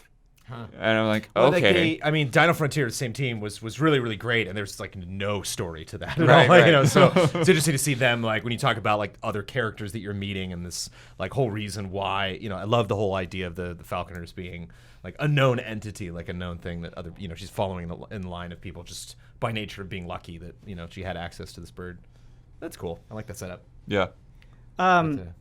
Just with how much you've talked about the setup and the story and the consequences, it's interesting because if something happened like that in Earth Defense Force, where it was like, oh, they kind of built up this story thing at the end and then it didn't come through, it's like, it wouldn't be that much of a knock against the game, right? Like, it's not what the game is focusing on or what it's spending a lot of time building up. But considering how much you've talked about it, that has to kind of really change your perspective on how to evaluate this thing, because I'm not really sure yet, like, what the moment to moment is like, or how you're playing it, or how much, like, what's the story gameplay ratio there. Yeah, because there's not like a ton of story, I don't think, but yeah, so kind of on if you're playing with the DualShock controls, kind of the left trigger is your Falcon, and then the right triggers are like your melee weapon. Okay. And so like you've got like essentially a baton, which then your auntie like kind of modifies to like have like a whip function. And so it ends up being like this nice kind of co-op play between you and the bird, to where I can direct the bird to attack an enemy, like say like one of the flying robots. The bird will swoop in, knock the robot down to the ground, and then I can just go in and bash it. Whereas others, there's a little bit like of an extra step of, okay, I've got to like have the bird go in, or I've got to like whip it and like kind of stun it a little bit, and then the bird will grab its leg and then hold it up, and then I can hit it while it's immobilized. That sounds pretty fun. Yeah. Yeah. Go ahead. And then with the move controllers, it's kind of the same. Like you have left and right, so the controls are a little bit different, but it's still essentially the same idea of like, okay, my left hand is my bird hand, and my right hand is my melee. Gotcha. Did you find that throughout the game, you were kind of taking out enemies like the same way, where it's like, okay, well, I learned a couple of tricks and then I just kind of apply them all throughout the game, or like right up until the end, were you finding new enemies or new ways that you and your bird could approach combat? Like what was the variety like there? With hunting, it's pretty one note. There is like one set of like animals out there where you do have to kind of like wear them down before the bird can attack. And then with the others, like there's not a ton of variety there, but they do kind of add in some extra elements and some new enemies as you go from one episode. And again, like it's not that long of a game, so like in terms of like major outposts, I think there's only like 3 or 4 of them that you're really taking over. Do you feel like just kind of with the length of the game and there not being that many outposts, and you kind of having the sense that they didn't really develop some things as well as they could have, that it should have been longer? Like, do you think this game would have been better if it had a couple more hours tacked onto it? Longer is a weird way to put it, because in some ways, like, it can be longer than that already. And one of the cool things that they really do with this is that they really let you play with the bird and interact with the bird. Yeah. One of the coolest things is like when I did get into VR is that you can actually like twist your hand with the move controller, and so to kind of put this into context, there story / canon wise, the baby bird grows up into like an adult bird like pretty fast. But then there's like a hat that you can just turn it back into baby bird again if you like the baby bird better. I bet you I'd like the baby bird better. I think a lot of people do, and a lot of the gifts end up being of the baby bird. But with the baby bird, when you twist your hand like this, it actually like hops from finger to finger. Oh, blood. It's such a cool This like, is the strongest cell yet. Yeah, I know. Yeah. And then when you're in the like DualShock mode, one of the things that you do to heal it is you just kind of like, well, there's these darts that turrets will shoot, so you got to pull the darts out, kind of like the arrows in Last Guardian. But you also just do these like kind of like, I don't know. It's like you can just like pet it, but then you can also like fist bump it, or like it and you will like form a heart together. Yeah. And that actually heals the bird. Great. Great. This is a good video game. Yeah. So it's like there's so many cool, endearing things like this, and then you also get like costumes, so you can put the bird into like a top hat and a monocle. You get these like you can find these like hidden toys, so you can like get a hula hoop. Are there? There are quite a few. Maybe a dozen or more, but they're different parts. So like hats, and then there's like bandanas, and then like things that like the monocle's kind of like separate from a hat, so you can have a hat and the monocle at the same time. Cool. And so yeah, but like one of like bummer things is that the shop has all of these items, and they're super expensive.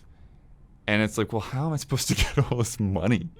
So I feel like I like have to literally farm, because like one of the easier ways to get money is to basically like plant crops and then harvest those crops and then cook you cook snacks for the bird that can like give it different buffs. Yeah. And those snacks can actually be worth a fair amount of money. Like I can like, okay, like if I hunt like a goat and like mix it together with 2 of a particular like kind of fruit, then I can get something that's like worth like 75 scrap. Yeah.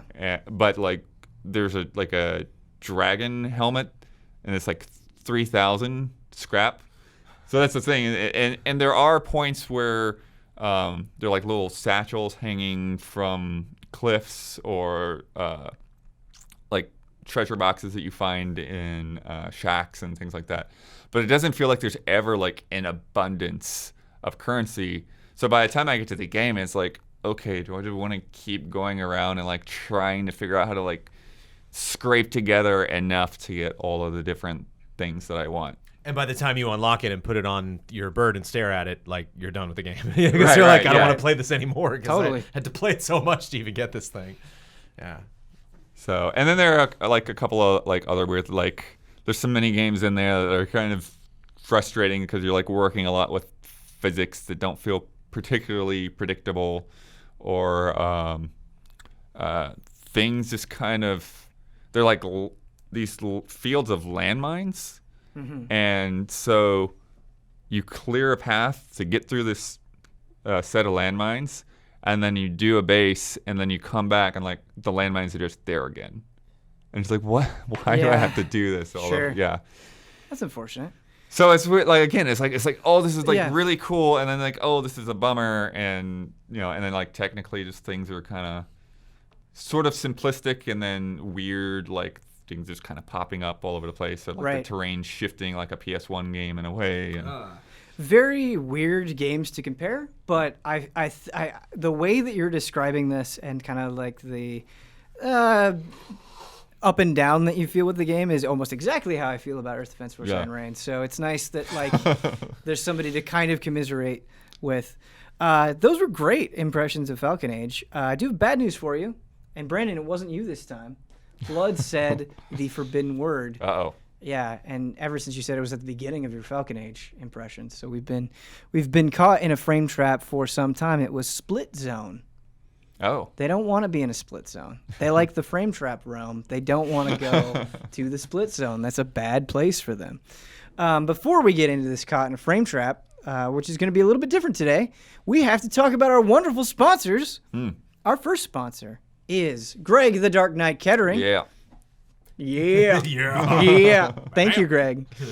Next, we have HOTTAKE. Hi, allies, with the hype train for Final Fantasy XIV's Shadowbringers pulling out of the station. I wanted to send out an invite to any allies on the Mattias server or Greater Aether Data Center to join our free company or cross-world link shell. Search HOTTAKE up on Twitter at HOTTIG, that is XOTIG, and send him a message. Whether you're just starting out in Eorzea or have been playing for years, get ready for Shadowbringers together.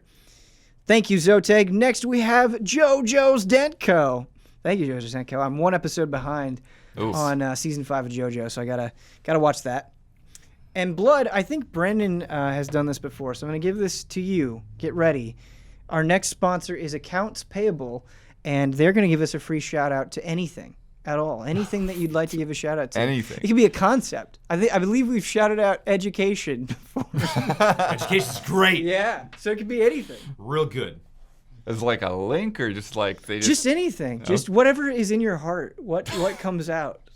I've been off and on with my Mother 3 streaming, so I shout out to Mother 3. Yeah, shout out to Mother 3, or shout out to your streams of Mother 3, or both. Both. Okay, Sure. Nice. Yeah. Great.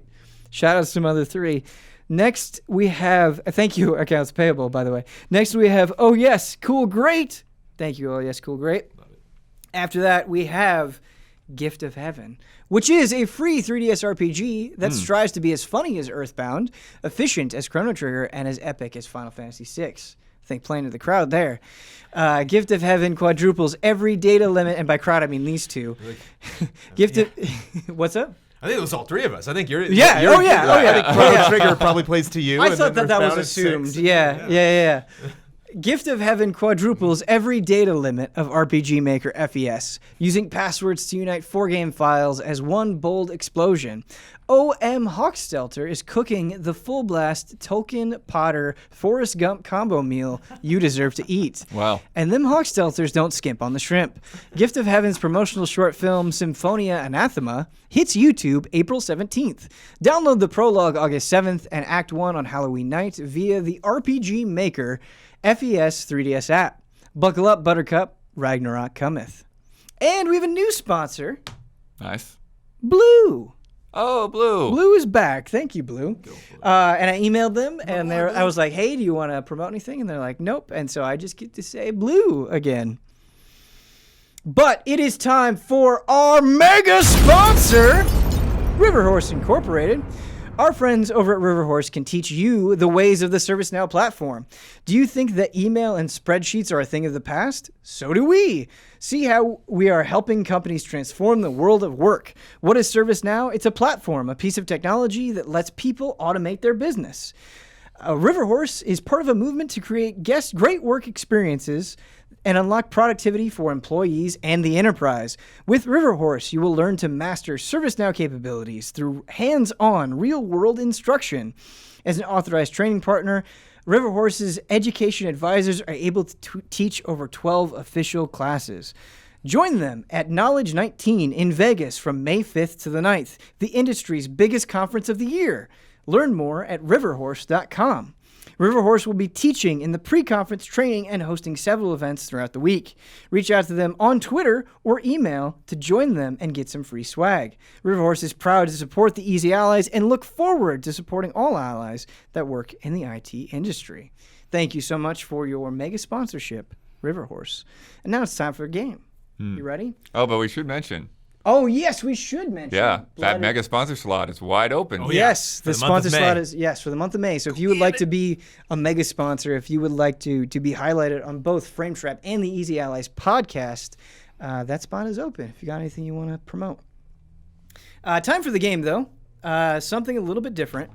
What I'm going to do is I'm going to put on a 10-second timer, and what we're going to do is we're going to see who can name the most RPG series in games that exist.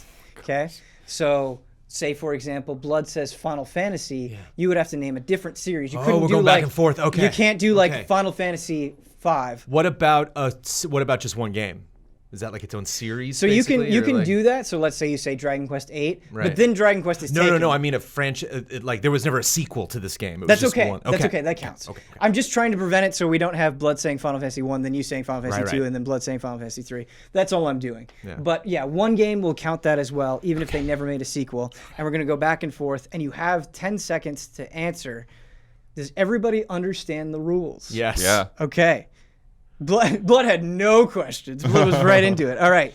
Blood, we're going to start with you. The 10 seconds begin now. Skies of Arcadia. Okay? And then I just jump right in. Yep, Or I have Brandon. 10 seconds. Okay. Final Fantasy. Grandia. Dragon Quest. Okay? Fantasy Star. Okay? Adelier Iris. Yes. Yeah. Yeah. The Telier series. Yeah. Atelier, yeah. Which none of us are familiar with, really. Mystery Dungeon. Lost Okay. Odyssey. Okay? I was going to try to Legacy write of the these all out, Ancients. but we're just going to let it ride. Legacy of the Ancients, okay? Fire Emblem. Okay? Tactics Ogre. Dragon Age. Okay? I had one earlier that's gone now. Just because we're letting it ride, strategy RPGs work just fine. Oh, That's okay. sure. Yeah. All right, Blood, I'm starting the timer. I'm done. Oh, we're starting the what? You have 10 seconds. Oh, 5 seconds. Legend of Dragoon. Yeah. Yes! You made it. 1 second left. Legend of Dragoon. Brandon. Mass Effect. Okay? Dragon Age. We said Dragon Age. Oh, we did say Dragon Yep. Age. Keep going. 10 Okay. seconds. Fallout. Yep. Earthbound. Okay. Elder Scrolls. Okay. Oh, damn. Oh, no. Blue. What was the. Oh, damn it. What was the. I want to say like Blue Ocean. I don't know. The Blue Dragon. Blue Dragon, okay? Okay. Paper Mario. Yes. Damn it! What was the Nino Kuni? Yes. Pokemon. Yes. Oh no. I feel like there's some heavy hitters left. Yeah, Bravely Default. Okay. Octopath Traveler then. Okay. That counts. No. What is the? Oh no. Oh no. Oh, it's over. You're gonna give up? I'm totally gonna give up. Yeah, because all I'm thinking is like Ace Attorney and stuff now. Like I'm pretty it's fine. All right. I'll give it to Blood. He plays more RPGs than me. Yeah. Too. It's fair. It's only fair. I'll need to find a way to keep better track of your answers. I'm pretty sure we didn't have any repeats. I tried to. Oh, we've talked be about mindful RPG. of I that. could have said Fantasy Star. I could have said yeah. I liked the Fast and Furious nature, though. Congratulations, Blood, on taking that home. You have earned the privilege of taking us out of this frame trap realm. You must say an action phrase or find some way to get us out. What would you like to do? And it's going to be hard to visualize this, but I'm going to direct my Falcon Ah, good. See it? to grab that water bottle and swoop it out of there. Uh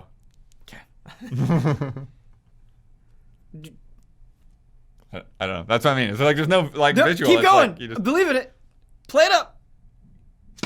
oh. Yeah. Good job, Blood. Good job. Game rules. Brandon, this was not on the list to talk about, but Yeah. you brought it up Oh, yeah. in the middle of the frame trap, and I don't want to let it go, partly because I love this game so much. Oh. Tell me about your experience with 2016 Doom, man. Let's dig into that a little sure. bit more. Yeah. This game was, I think it was Black Monday, or Cyber Monday. And there was just a bunch of deals, and this game was $10. I was like, okay, I can't, So Yeah. it seemed like it just kept coming up, and it's one of my favorite things about this gen is that like so Hitman and Tomb Raider and Doom, there's so many franchises have come back in just a very raw form. It really feels like they just kind of wiped the slate clean, and they're like, let's just restart everything and try to make. That's what I thought Castlevania Lords of Shadow was unfortunately going to be, this like new envisioning of like how far we can take this franchise again. And there's always something that I wanted to check out. And one of the things that I heard from a lot of people is this game is so accessible in that you just are thrown into this game. Yes. Like you are constantly moving through it. It is a sizable experience, but it's not something that's going to take you like a ton of time. And I haven't finished it. I'm only like halfway through it. But the one sentence review I told you after the last frame trap was, I don't remember. This game is like holding your face to a blowtorch. Yes, okay. yes. That's accurate. Everything about it, the music, just the way the world seems kind of stretched, which I imagine you can, you play this on a super crazy curved widescreen PC monitor. Yeah. I'm just playing this on the PlayStation 4 Pro, but everything just seems like go. And it's fun to play not only, a franchise that I'm returning to, having played a bunch of Doom games, but, specifically the original Doom on so many different consoles. Shout out to the Jaguar, the Atari Jaguar. I played it on that.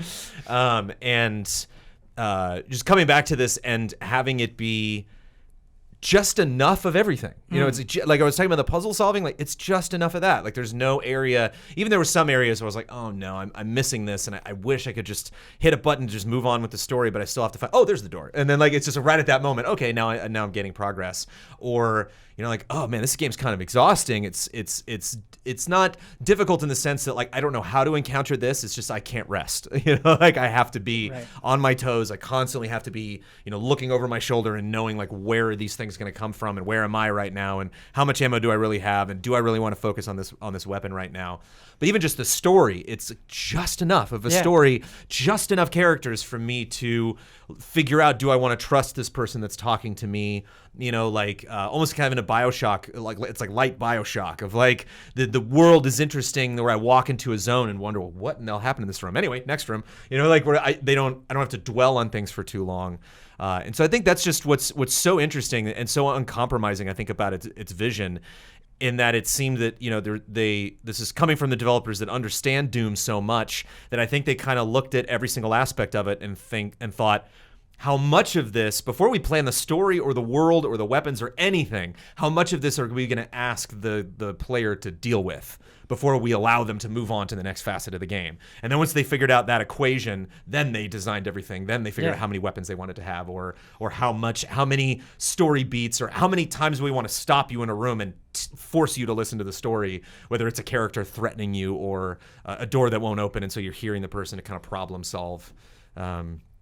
it's just so wonderfully balanced. It's so great. A common criticism with the game is the executions that you do to finish off enemies. And did you find that to be too much? Did you get sick of that?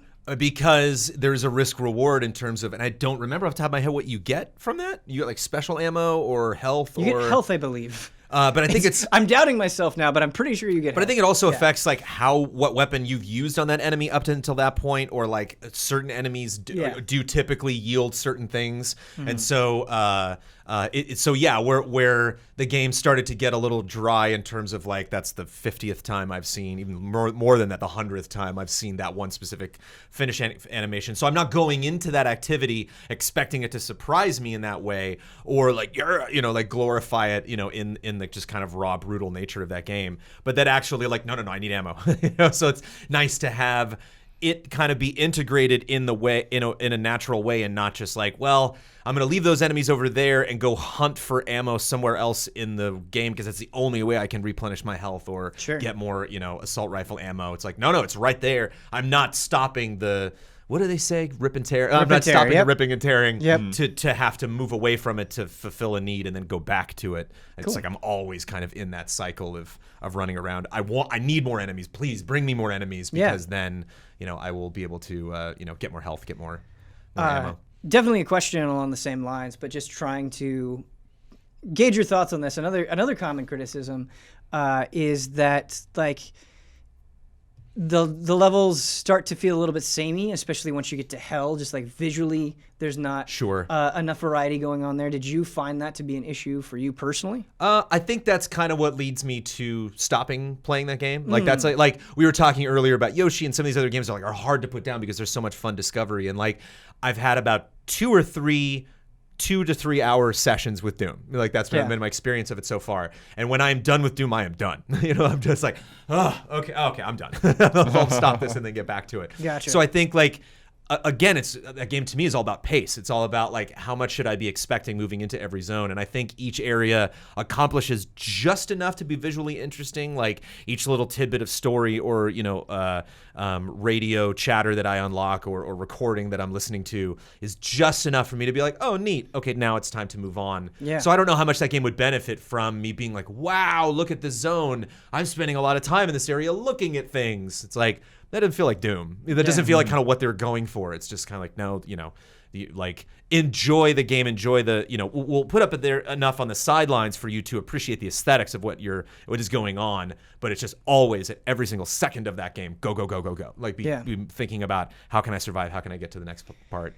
Yeah, it's interesting, Brandon, because I'm like reflecting on when I played it in 2016, and you're totally right that it's go, go, go, go, go, but that go, go, go, go, go made me finish it in like a few sessions. Yeah. Where like, yes, it is exhausting, but there's just such a strong forward momentum that I had to keep playing, or like, before I stop, there's something over there. Like there's just something always pushing you ahead, whether it's like, oh, they're throwing this in my face and I have to deal with it right now, or like, oh, I wonder what's over there. I want to clear the secret room. Like, you're right. It's just perfectly laid out to kind of like give you just enough in a bunch of different areas.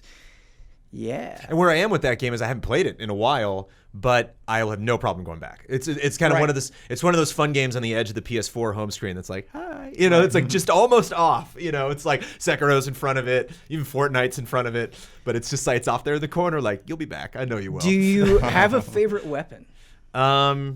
I think my current friend is the and it's a weapon I'm very familiar with, but the blue pulse gun, the pulse rifle. Oh yeah, that thing. The sound. That thing kicks. Yeah, for sure. Cool. But it's fun. And another thing too, to give the game credit, is I don't think there's a gun I picked up that was like that I put down immediately, and I was like no, not my speed. Every gun's like, oh yeah, sure, all just for the sake of trying out something new or just seeing the game is gorgeous, and it's like ooh, I just kind of want to watch this thing do its thing for a while, and then okay, I'll go back to the gun I was using before, and a shotgun, of course. It's just like so satisfying. I need to replay that game before Doom Eternal comes out, because and now that I know how it feels, that's why I was like, I got to get ready. Right. Now that I know how that game feels, looking at Eternal and seeing the grappling hook, you're just like, oh yeah. that's probably one of the things I'm missing to really look at that I hadn't thought I was missing until the Doom Eternal trailer came out. It was like, this is the one thing that we wanted, where you just like imagine you just Spider-Manning just around Right. the world. You Yep. know, like it looks like fun. The last game I want to talk about before we move on very, very quickly is Risk of Rain 2 is in early access. Oh, yeah. And I checked that out for a little bit. And I don't dislike it, but I don't love it either. I feel pretty neutral about it. It should be said that it's in early access. This is not a finished game. And I didn't have any experience with Risk of Rain beforehand. And so I kind of played some Risk of Rain 1 to kind of get the concept down and figure out what it is. And it's a game where you have a bunch of different characters. It's this sort of roguelike game where you have a bunch of different characters that you can play as, and you slowly unlock them over time, but you only start as one character. You kind of start as this soldier that has all these different abilities, and you kill enemies, and you earn money, and you open chests, and you'll get stronger items that'll make you more capable in combat. And there are these gates that you get to that take you to the next area, and these gates are hidden, and so you have to kind of put in a lot of work to find them. And so you'll plop into a level because it's all randomized. You don't know where this gate is. You need to get there. Once you get to the gate, you'll activate this boss, and you need to kill this boss, and you have to survive and then move on to the next thing. But as time is going on, there's this difficulty meter. And just as time is elapsing, it's getting harder and harder. And it'll start like easy, and then it will get to impossible. And so it's kind of this tension between, okay, I want to go around and get as much money as I can, so I can open as many chests as possible, so I can get as many items, so I can be as powerful as possible. But the more I do that, the harder things get. And so that's kind of the decision that you're making. And is it a strictly like time-based thing, or is it based on like you've done certain actions? Yeah, that's a great question. It seemed to me like it was time-based, where just the longer that I spent in this world and survived. And I mean, as you're doing that, you're killing things and collecting stuff, so maybe that is informing it, but I couldn't say like, oh, killing this number of dudes made it go up. It just seemed like it was naturally happening over time. And I love how intuitive it feels. Like it's a pretty simple concept to wrap your head around, and the loop is pretty satisfying because the game gets overwhelming and difficult quickly, where it's like, hey man, like you didn't make enough of an effort to go open those chests, to go get those items, to go kill those things.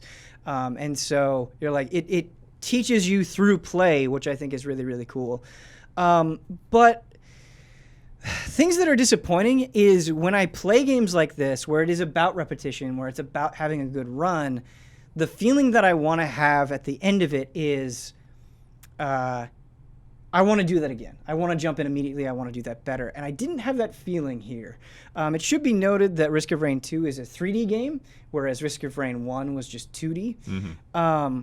And I feel like I like controlling it more in this 3D space. It felt a little bit better to me than it did 2D Risk of Rain, but I did not spend that much time with Risk of Rain 1. But yeah, it's just kind of, I feel like the runs were long enough and like I was doing enough of the same thing that when I finished a run, I was just kind of like, I'm done. Like it would be fun checking out new characters, but it was just so much pointing and shooting, and there aren't that many different areas in the game. And so you'd go and like you'd get through a couple of different environments, then you'd loop back and be like, oh, I'm at where I was at the beginning, but it's just harder now. And so it felt like it needed something else, some either form of progression or something else to like really make me want to get back in there.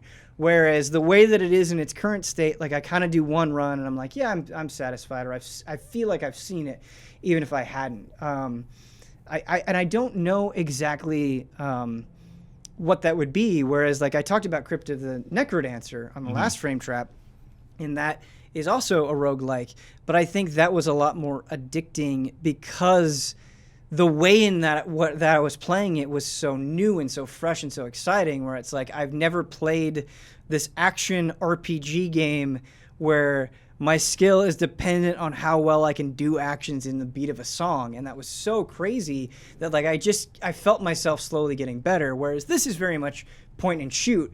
And it's not that there's anything wrong with that at all, but it just lacked that element to make me want to keep going and get obsessed with it, I guess. It's interesting when games like this hit that point Yeah. It's like a very pivotal point, I think, and obviously roguelikes probably primarily, but like games that ask you to keep. This is this is it. This is the experience. You get it real quick, and then you're just gonna be doing it again and again and again. Right. And a lot of the times it comes down to like really tiny, minute elements that make it worthwhile or not. Yeah. One game that made me feel super sad was The Sword of Ditto, which came out last year, I think. I think so, yeah. And it was kind of like a Zelda roguelike. It was co-op, and I played a little bit of that with Amanda, and it was like really when it started to hit that grind, I was like, boy, this stopped being fun in a heartbeat. And I was like, I really don't. It was so cumbersome to get kind of the momentum of getting restarted again that I was just like, man, even if it's just a minute or two off, like that's a lot. It feels like a long time for me to constantly do it over and over and over again. And so like I don't envy people who dabble in that genre, because that's a very tricky thing to make it intentionally mundane. We know you're going to do this again. We know you're kind of on a grindstone right now. Right. But there is something about it that you just can't stop. Yeah, I think about my experience with Rogue Legacy, and like I couldn't put that game down. It was like, I'm gonna play this until the end. I don't care what in life gets in the way. I was just so enamored with it.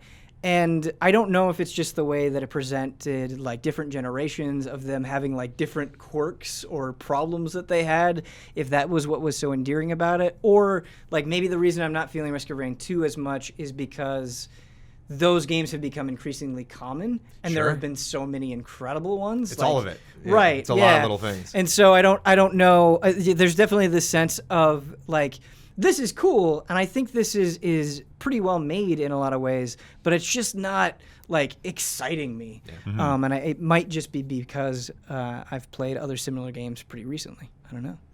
But yeah, I'm curious. Like, it's good enough that I want to see where it goes from here. Like, I definitely think there's enough room in this where they could add something, some crazy idea that I'm not thinking of, where it's like, that's it. Like, now I want to keep playing. Now I want to be on the hook. For sure, for sure. Brandon, what I want you to be on the hook for is this HOTTAKE!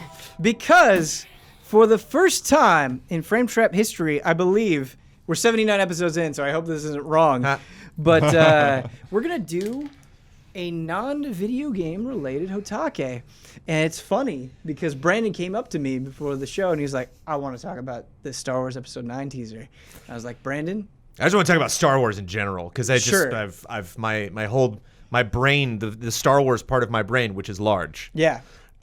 Most of it has been affected, has been under assault for the last like 3 or 4 days, beginning with this teaser image that EA Star Wars tweeted out of this game that we're going to find out what the heck it is this weekend. This announcement of Disney Plus, and all of the Star Wars fun stuff that is coming to that, and The Mandalorian, which is an 8-episode Jon Favreau TV show, which who knows what the heck that's going to cover. And then this very morning, I wake up and I'm just like, okay, Episode 9, and by the end of it, like, wow, I really like Star Wars. That was just my thought after watching Episode 9. I was like, wow, I'm really, this means a lot to me. I'm really invested in this, that they can just, they have the keys to the kingdom, and that they can just tease that we're kind of going to hint at things, or maybe, go back and watch Phantom Menace, because this could all tie up in a weird way. Like, what are you going to do with these characters? So you're obviously like bursting at the seams, and I feel like you've consumed more Star Wars content than any of the allies, maybe more than all the allies combined. Right. But I think just to maybe contextualize this conversation, the reason why I wanted to talk about it so badly is it's rare that we shoot a frame trap where like something just happened, and that teaser just happened today. And so I want these raw feelings, I want these raw emotions. But before we get into it, I kind of want to know, for both of you, how did you feel very quickly about just The Force Awakens and The Last Jedi?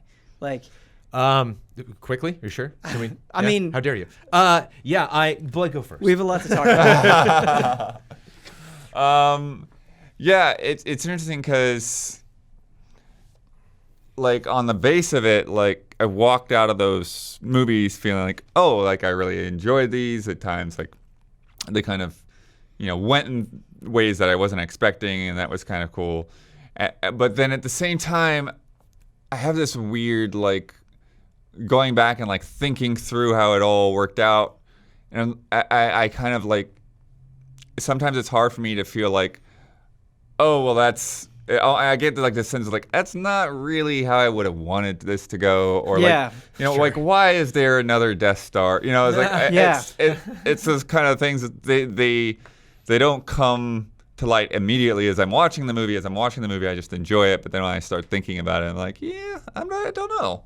I don't know what I think about that. I don't know what I think about Luke just hanging out way off in the distance, not caring or seemingly not caring, about what's happening with everybody else. And so, yeah, it's a weird kind of, I don't know, like kind of split feelings on where things are at right now. Blood, I completely agree. That is, I feel like you summed up how I feel about those movies even more than I do. Like, I enjoyed them. I enjoyed both of them, and I'm really happy that I watched them. But with both The Force Awakens and The Last Jedi, it was one of those things where in the moment I was like, this is good, right? Like I would have that question with myself. I was like, this is good, right? And then you'd have kind of the conversations that immediately follow after movies where it's like, oh, hey, this was awesome, and you're really in the moment. But totally, I think with both of those, the more that I thought about them, there were things that bothered me in increasing amount, and some things more than others. I think there's a Leia scene in The Last Jedi in particular that like just doesn't sit well with me, man. It bothered me in the movie theater, and it bothered me outside. And the more that I think about it, it really just kind of colors my experience with that movie. But yeah, I just basically, Blood, you summed up my feelings perfectly. Brandon, how did you feel? It's always love-hate with Star Wars, just constantly. There's always the duality, the dark side and the light side, Really? Even Return of the Jedi, which is my favorite Star Wars film. Really? Totally, by a mile. Oh, yeah. Because The more you know. Because I think Empire's the most balanced. Like, Empire's the one you can point at that's like, wow, that's really good sci-fi. Boy, there's a lot of really interesting characters, and like, what a turn that the trilogy has now taken once that movie is over, and you're just like, oh man, please bring on the next one. I need to know what happens to these people. See, I love Return of the Jedi, but when I think about you, Brandon Jones, right. I can just see things in Return of the Jedi driving you insane. Totally. Well, that's the thing. It's like there's some really bad parts of Return of the Jedi. Harrison Ford's performance, not that great. He's kind of tuned out of the whole movie. I think you're right. Han doesn't do a lot. I think you're right, man. I think he is totally tuned out, but it's kind of beautiful. Like right. it's Dark side, beautiful light in side. like that the way that only Harrison Ford can do. The Ewoks are problematic, but like how great is it seeing a bunch of little furry dudes just beat the crap out of stormtroopers, and how awesome is it to see these ATSTs? They're so brutal, and then just two logs, just I agree with all of that, but like what makes Return of the Jedi work for me is like despite all that goofiness, they nail the most important part. They nail Luke's story. That's why it hits me so much. Wrap that up. Him saying goodbye to Yoda, like especially when I went back and watched 1, 2, 3, 4, 5, 6 in order. This moment where Yoda's like, all right, I'm gonna die now, and then he's like, cool, I'm a Jedi, and Yoda's like, wait a minute, like hold, slow your roll, Luke. You're not like back in the day. We spent a lot more time with human beings before we called them a Jedi. You're the closest we have. But whatever you do not underestimate the Emperor. And I was like, ooh, a Revenge of the Sith callback. It's like there's this direct line being drawn between 6 and 3. Him calling out Leia and Luke charging at him, and just the swelling of the theme where the two of them are fighting and hitting Vader again and again, chopping his hand off, then throwing the saber. Like that whole 8 minutes is like that's what everything has been building up for, and I get chills every single time. I'm getting chills just thinking about it now. Yeah. But like, man, there's so many issues. Like the whole when you really break down what they were trying to do with Jabba, it's like, wait, what? You're like, what's this plan where like Lando was there, but then they sent in R2, but then like Luke shows up later, but then why doesn't he just come in with his lightsaber if he could? Anyway, you weren't thinking about it too much, and so it's like there always are going to be problems. As excited as I am for 9 now, and as I'm curious of what they're going to do, I'm sure once it's revealed, like, what is Palpatine coming back? Is that Luke laughing? Is it, like, what is that, the Death Star 1 or That's Death Star 2 or what? Yeah, I mean, yeah. You would think, right? But they're also they played on who were Rey's parents in Last Jedi. Like they love to subvert your expectations. They know that they have you in the palm of their hand, that they're taking your childhood toys and crushing them. Like I think that kind of is one of the strange themes of this new series And a moment that a lot of people hate in Last Jedi, where they're like, no, and like I love it. I love that moment when Kylo's like, who cares? Right. Like let it go. It's a fun challenge as a Star Wars fan to be like, okay, but I dig it. So Brandon, it's gonna be interesting to see how it all plays out. That's a question that I want to throw at you, and I feel like we don't know that much about Episode 9 yet, but Yeah. I think the frustrations that I had with The Force Awakens and the frustrations that I had with The Last Jedi were very, very different. Yeah, me too, totally. The frustrations that I had with The Force Awakens, it was like, man, they're really just like doing Star Wars again. Right. And like, they do it well, but it's kind of frustrating and a little bit silly. Like, really, another Death Star? That's Well, like, it's that moment when Poe is charging at, when Poe just finally flies into the middle of the thing. Yeah. It's like, I'm numb.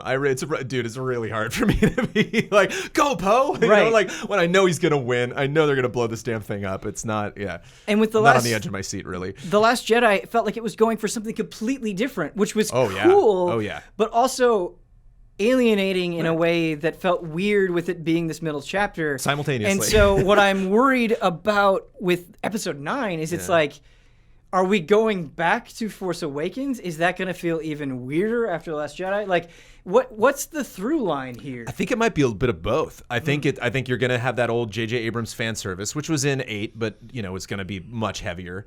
Seeing Lando, it's just like, what's Lando doing here? But at the same time, it's very clear there's gonna be some bombs that drop, plot wise, and some decisions that they're making on behalf of the series that Lucas has nothing to do with. That fans are gonna be like, not to get to like Endgame Iron Man Captain America predictions, but just like, I would not be surprised if people get taken out. I was chatting with Ian on Slack before we did this, and I was like, what if R2 died?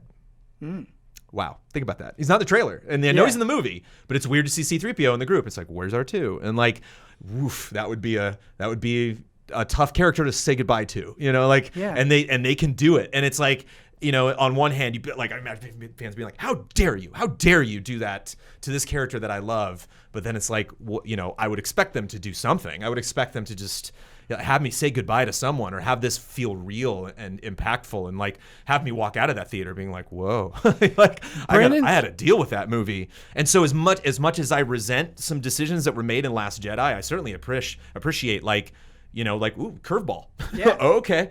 All right. Like, you see Luke like kind of being jokey, and you're like, it's not what I was expecting, but okay. And some stuff with Last Jedi, I feel more emboldened in my, issues with it. And some stuff I've like grown to be like, I kind of dig that. Actually, it doesn't bother me as much. Yeah. I think the stuff with Luke and how Rey's heritage was handled, I think that stuff on paper, like kind of on its own, it being isolated, I think is really cool and could work out super well. But it's just, when I think of the tone that The Force Awakens had, it's like I was being set up for something completely different. And I appreciate them going in another direction, being like, oh, no, it's not that special, or hey, it's completely different than you thought. It just didn't feel like the build up and follow through was there in a way that made sense. Like, I was just dealing with two completely different visions that were like fighting with each other. And what you're talking about with R2-D2, like, let's say R2-D2 dies in Episode 9, I could see myself either really caring a lot or not caring at all, and feeling like mad at myself. That I don't care, Depends depending on how they on handle do it. Yeah.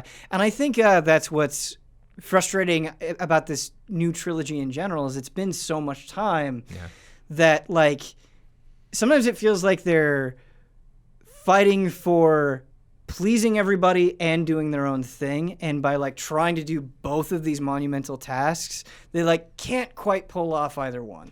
Which I think that like kind of the safe haven for a lot of people that are just like, I'm out. I can't, and I got some sentiments already on social media that people were like, man, I want to be excited with you. I can't. And I'm like, okay, that's fine. It's like, I don't expect you to. They tend to look forward more to things like the Resistance animated show that's out now, and the last season of Clone Wars that's coming, and this Mandalorian show, where they're just like kind of in the mood for just new stuff. Fallen Order, this Jedi game where it's like, we're probably gonna be full of new characters we've never met before. So they're just like kind of in that mood where I want to get back in the expanded universe. I want to just see random stuff. Well, that's kind of stories. Where like the teaser, like it says the saga concludes or whatever, and it's like, not the trilogy concludes, the saga. Like this isn't the end of 7, 8, 9. This is the end of 1, 2, 3, 4, 5, 6, 7, 8, 9. And like, how dare you? Like, what does that mean? But it's, I look at where my expectations are, and I mean, they are just, I got firecrackers flying around my brain right now. Like, there's, so many places they could take this. You're like a kid, and I think it's amazing. The Rise of Skywalker is like, what does that mean? The Rise of Luke, or the Rise of Anakin, the Rise of all of them, is Shmi coming back? You're in the movie, Brandon. It's your rise. You are a Jedi. But is Hayden Christensen in this film? You know what I mean? I don't know. You know, like there's so many weird things that they could do. Obi-Wan's in episode 7 for a hot second. You know, you hear his voice speaking to Rey, and so like the Force has this kind of like dreamlike, ethereal sense of you know, when a lot of people, one of the big, you know, arguments people have is when Leia's like, I remember my mother. And it's like, how do you remember her? It's like, well, maybe that's the Force. You know, she has this vision of her that is not necessarily a direct connection that she's making because of her senses. It's this thing she's tapping into, the live stream from 7, you know, where she's like. To me, I just think that's probably a fault of the prequel scripts, but yeah. Of course it is. Yeah. But it's like we're still left with, you know, whether you like what Abrams or Rian Johnson did, there's nothing we can do. You can't just, you know, as much as people want to remake 8, we can't, you know. And so for a Star Wars fan, for me, it's a part of the challenge, but also the joy has been to like, all right, okay, when you see the Ebon Hawk, when they tease it in, and you're like, wait a minute, wait. Like, or you see the Outrider, it's like, wait, is Dash Rendar really in this world, or what are you doing to me right now? Do you think when people are reaching out to you on social media and they're like, I want to be excited with you, but I just can't, do you think maybe perhaps the reason for that feeling is, and this podcast, the very podcast, is now guilty of it, and Easy Allies and GT, I'm sure, are guilty of it, but it's just when one of these movies comes out, there's just an excessive amount of opinion, and that's not bad. I'm not saying that like people shouldn't talk about it or be excited about it or be critical of it. It's just a matter of fact, like every single person on the planet, it feels like, has an opinion about Star Wars. Yeah. And I think that's just on a certain level, maybe even a subconscious level, like you just kind of get tired of it. Do you think that's true? Oh, sure. Oh, I mean, tired of Star Wars fatigue is like a hashtag. It's a thing. Like Hamill got asked about it. You know, it's like, what do you say to a fan that's like, I'm done, you know? And like, I kind of feel the same way about Star Wars as I do about Batman, where it's like, I feel like I'm at like a buffet or something, and it's just like, how can I complain when I got, you know, like, I don't have to eat those mashed potatoes, they look delicious, but I'm gonna go over here and do this thing. And like, there's tons of Star Wars video games I've skipped, there's tons of Star Wars stories, like expanded fiction novels, and even now comic books with this whole kind of Force Awakens reboot that they've done, where they're like retelling all these stories, or it's like, no, not for me, but I'm gonna go enjoy this other thing. Maybe. So I've never been fatigued. I remember there was a dry spell in the 90s where no one was talking about Star Wars, nothing. You know, it was like the end Brandon, of the that is a hard thing to imagine. I know. It was very strange. The end of the 80s, when I did Star Wars the Musical in high school, and we were like buying props, there were no props. There was nothing to get. Like we had to like make everything. And then like 3 years after we did it, special edition hit theaters, and now Toys R Us was just like, you buy it. And we were like, damn it. Like we were a couple years too early to try to pull that off. But it's just, it doesn't seem like we're ever going to be in that period again where there's nothing happening with Star Wars. Maybe this is a silly question, but what would be more disappointing to you if Episode 9 let you down or this new Star Wars game let you down? I'm way more critical of this Star Wars game, and I feel bad for Respawn. You know, like what a tough position for Electronic Arts to have put them in. Please save this. Why is that this new game? Because from Respawn? I feel when those people talk to me and they see the Episode 9 trailer and they're like, ugh, I'm numb. I'm that way with Fallen Order, where people are just like, oh come on, look at the art that leaked. And I'm just like, I can't. I've just been beaten down by so many times. I've had just EA just kind of like have its way with Star Wars with such a wild abandon, while having this business executive, publisher sense of just like, oh no, everything's fine with Star Wars, and it's like, it's so not. You've made so many mistakes, and it's been so frustrating that it's been the brunt of your cockiness in terms of just like, haha, company, you're shut down, haha, game, you're canceled, and it's just like at some point I just can't. I can't get up, It's like rock climbing. Or it was fascinating, like when you go rock climbing and like you try to go for that next precipice and your arm is just like, no, I can't. It's not a matter of strength. It's like I literally am. Like my nerves have shut down. I have to just fall off and give up. That's kind of where I'm at. But at the same time, I am nothing would make me happier than for that trailer to finish and me be like, oh my goodness, I've never seen a Star Wars game like this. This looks insane. I want to have that happen, but I just can't. It hasn't happened yet. The engines haven't revved up yet in terms of the hype. Do you feel like as that hype cycle, I guess, begins, that you'll doubt yourself? That like, oh, I want to be excited, but I'm not going to let myself because I've been burned so hard? Sure, yeah. Once we get to that point, I don't know, because I don't even know how many characters are in this game. We're going to be playing multiple characters, what the combat really looks like. Whereas like the second Palpatine laughed at the end of that trailer, I was like, okay, things have changed. my attitude over what I thought this was going to be the Kylo Ray show, but whoa, see, Brandon, we're throwing out a lot of elements here potentially. I didn't have that response to it, and like Here's the thing for me, and hear me out here. When I heard that Palpatine laugh, I was like, how? And that how wasn't an exciting how. Yeah. It felt like... It felt like, oh no, are they pulling this out of their ass? Like, is this going to feel forced? That's what I'm worried about. And maybe that's too cynical. I can totally admit that maybe that is maybe it will be. I don't know. Yeah. I don't know. It could be everything. It could be nothing.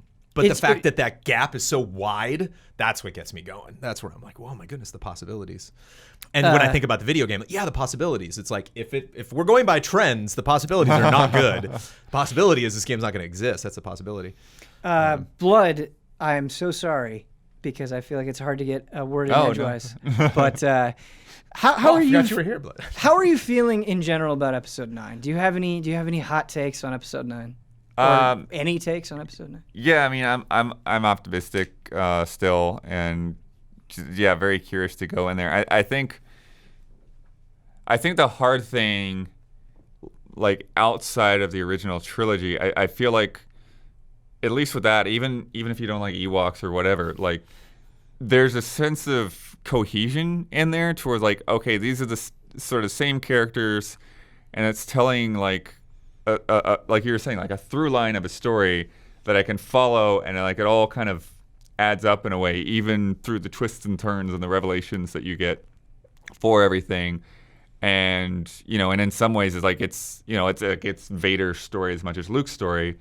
And that's why, like, I always, like, I kind of have, like, a derisive, like, impression of the prequels because it was just sort of like, all those little things that we threw in there to, like, hint at what happened before, that didn't really matter.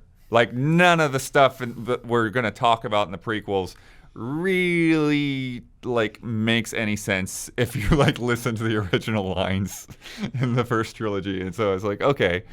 And so I kind of, when it comes to like the new movies, I feel like they're a little bit better about that. I feel like it's like, okay, like we've got the same characters and we can kind of see where some of them have gone with that. But at the same time, it's just like there's that gap in between that I guess, a lot of it must be explained in expanded universe or comics or whatever. But it's just sort of like this is like a weird place for them to be at. Like this is where it's like almost like we're back to square one. Like we've got rebels versus like empire kind of thing, and like who is this new empire and all that. And it's questions that you can get answered, but they're not really, to me, answered in a satisfying way in terms of the films themselves.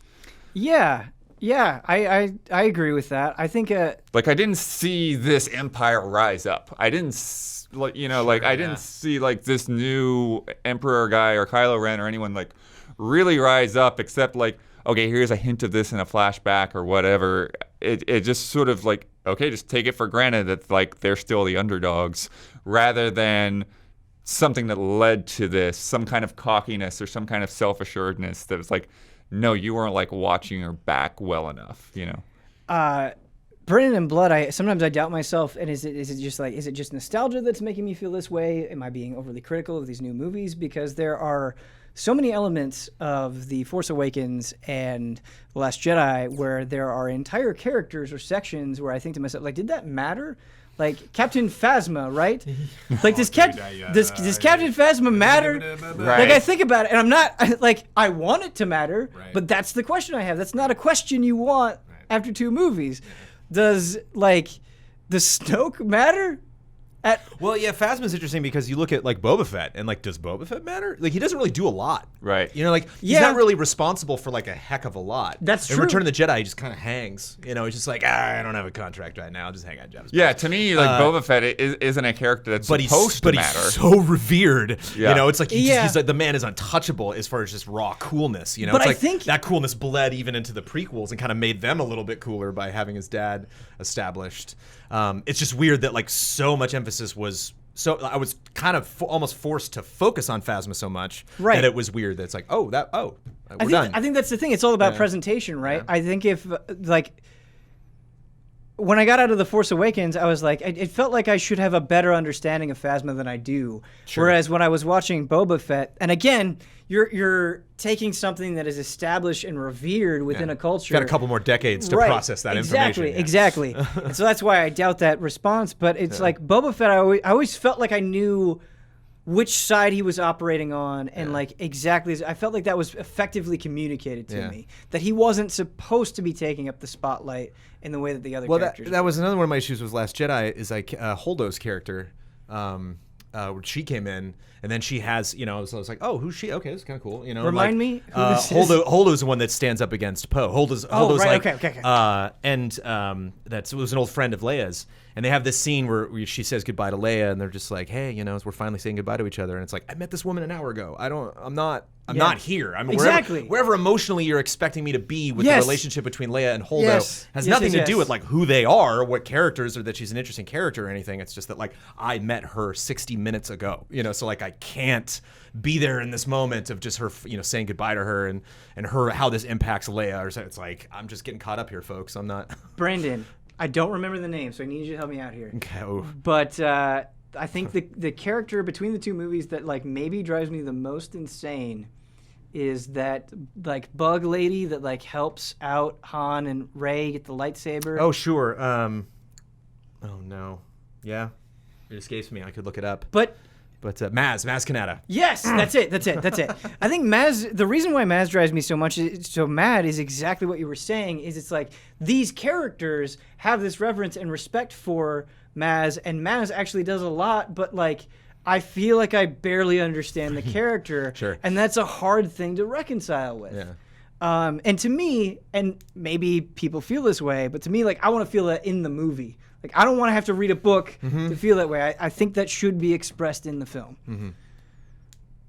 They're all different movies. They're all even like you were talking about. There's a core theme to 4, 5, 6. Like they're still very, very different, weird movies. Like 5, Empire Strikes Back is this very well calculated, extremely dramatic, gorgeous science fiction fantasy film. Yeah. 4 is just like super roguish dudes in a driveway, just like kind of pasting the whole thing together with glue and duct tape. And then Return is very much like, oh, it's for kids, and like so it's just a lot more playful, a lot more jokey, a lot more like toned back. Like they, like Lando is supposed to die in the Falcon, and they're like, no, we can't blow up the Falcon. It was like a lot of decisions made. It's funny that you say it's for kids though, because got like through the filter in Empire, but they held back a little bit with Return because they were like, we can't piss people off. We need to build everything up to that moment of them with the Ewoks in the end. But I feel it all like worked out. The ending with, or near the end with Palpatine and Vader and Luke is like some of the darkest the series has been. Sure. Up until that point. So it had that in there. Oh yeah. It didn't completely pull it back. Oh, one of my favorite. Oh man, I could just talk about Star Wars for so long. But I love just like your overconfidence is your weakness, and the Emperor gets like ruffled. It's like one of the only moments in Return where the Emperor is like, "Your faith in your friends is yours." You're like, "Oh, yeah. Woo!" He wasn't putting on an act right there. Like he actively was just like, "Shut up, brat," Like, and I love that moment. Yeah. So you get a lot out of just a short amount of time with these people.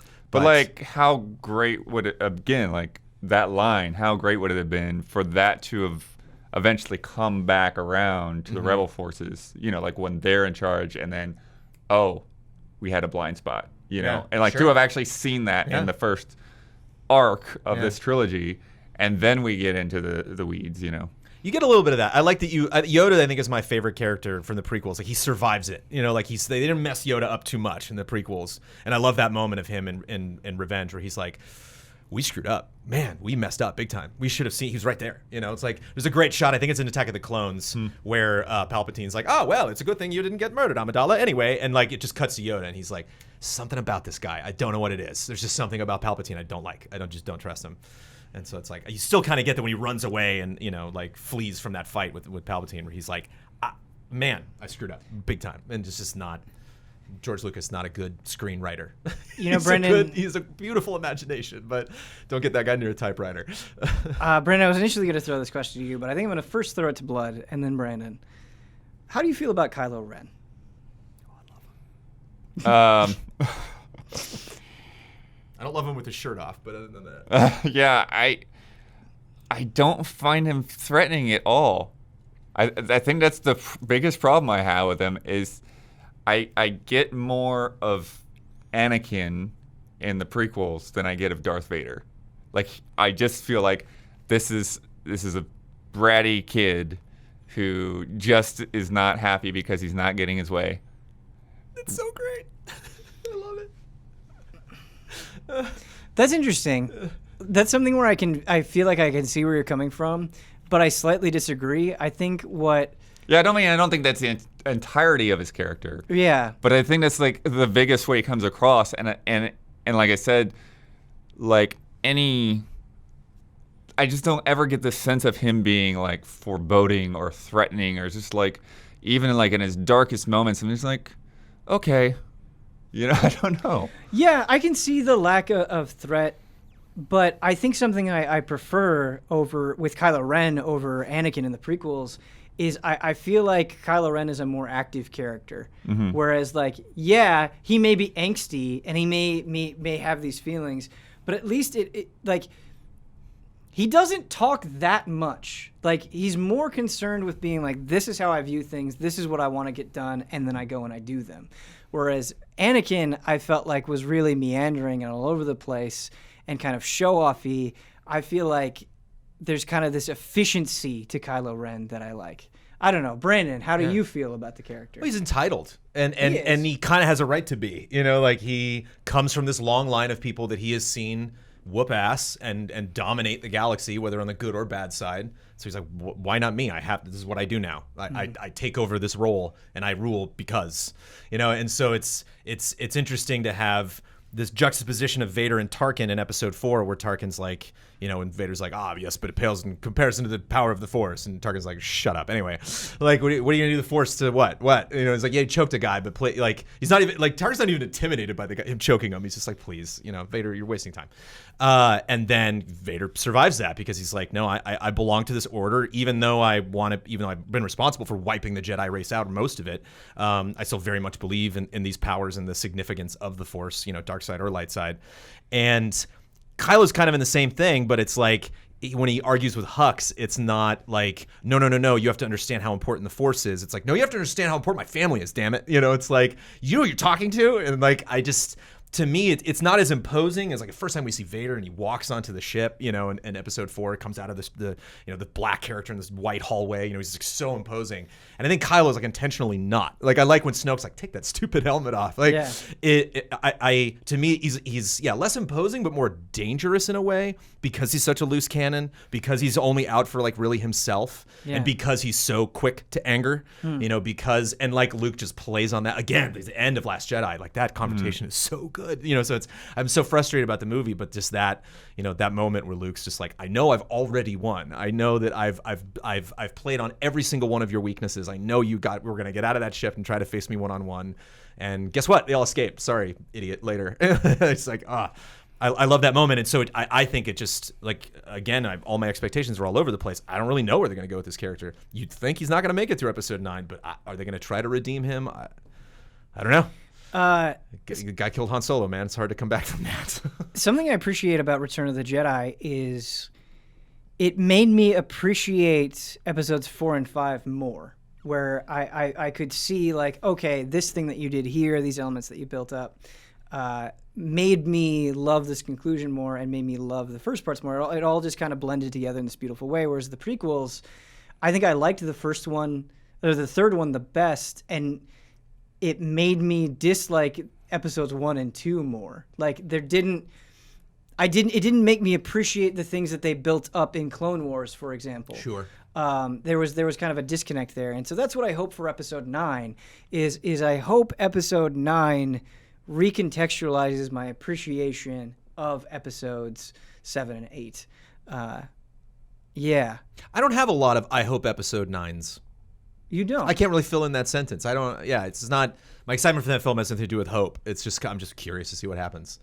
Kind of like Game of Thrones also, where it's just like, I'm not going to be like, oh, you did that. I just want to see how it plays out. I'm here to, I will be there opening day to just see what on earth this has all been about.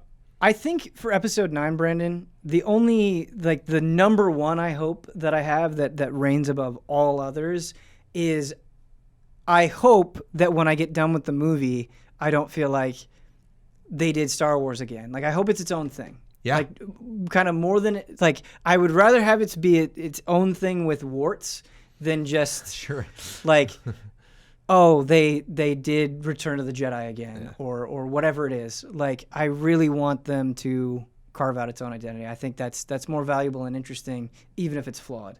And I think that's kind of what makes Last Jedi so fascinating to me. Sure. And why I think about it so much, and why I care about it so much, is like, I do think that is a deeply flawed movie, but I've never seen any Star Wars related thing quite like it, and I value that. I don't know. Brandon or Blood, do you have any high hopes for Episode 9?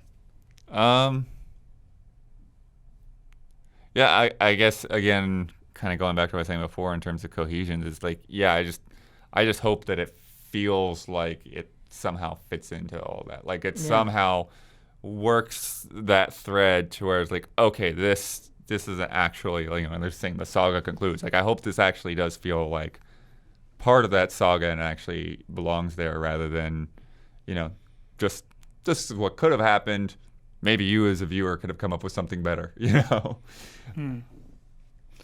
Yeah. That's what fanfic's for. I don't, Blood, I gotta be honest with you, I don't like that, because I think when you're working with something that is as expansive as Star Wars, like, But that's the thing. you're always going to me, be able to feel like you could do some element of it better, right? Oh, but sure. I don't know, I just think at a certain point, when you're dealing with so much volume, like, you know, and can do so much more with these characters than they could do in a 2.5 hour, 3 hour movie. Sure. You see where I'm coming from with that? Oh, sure, yeah. Like, the bigger you get, the harder it is to do everything at the same level.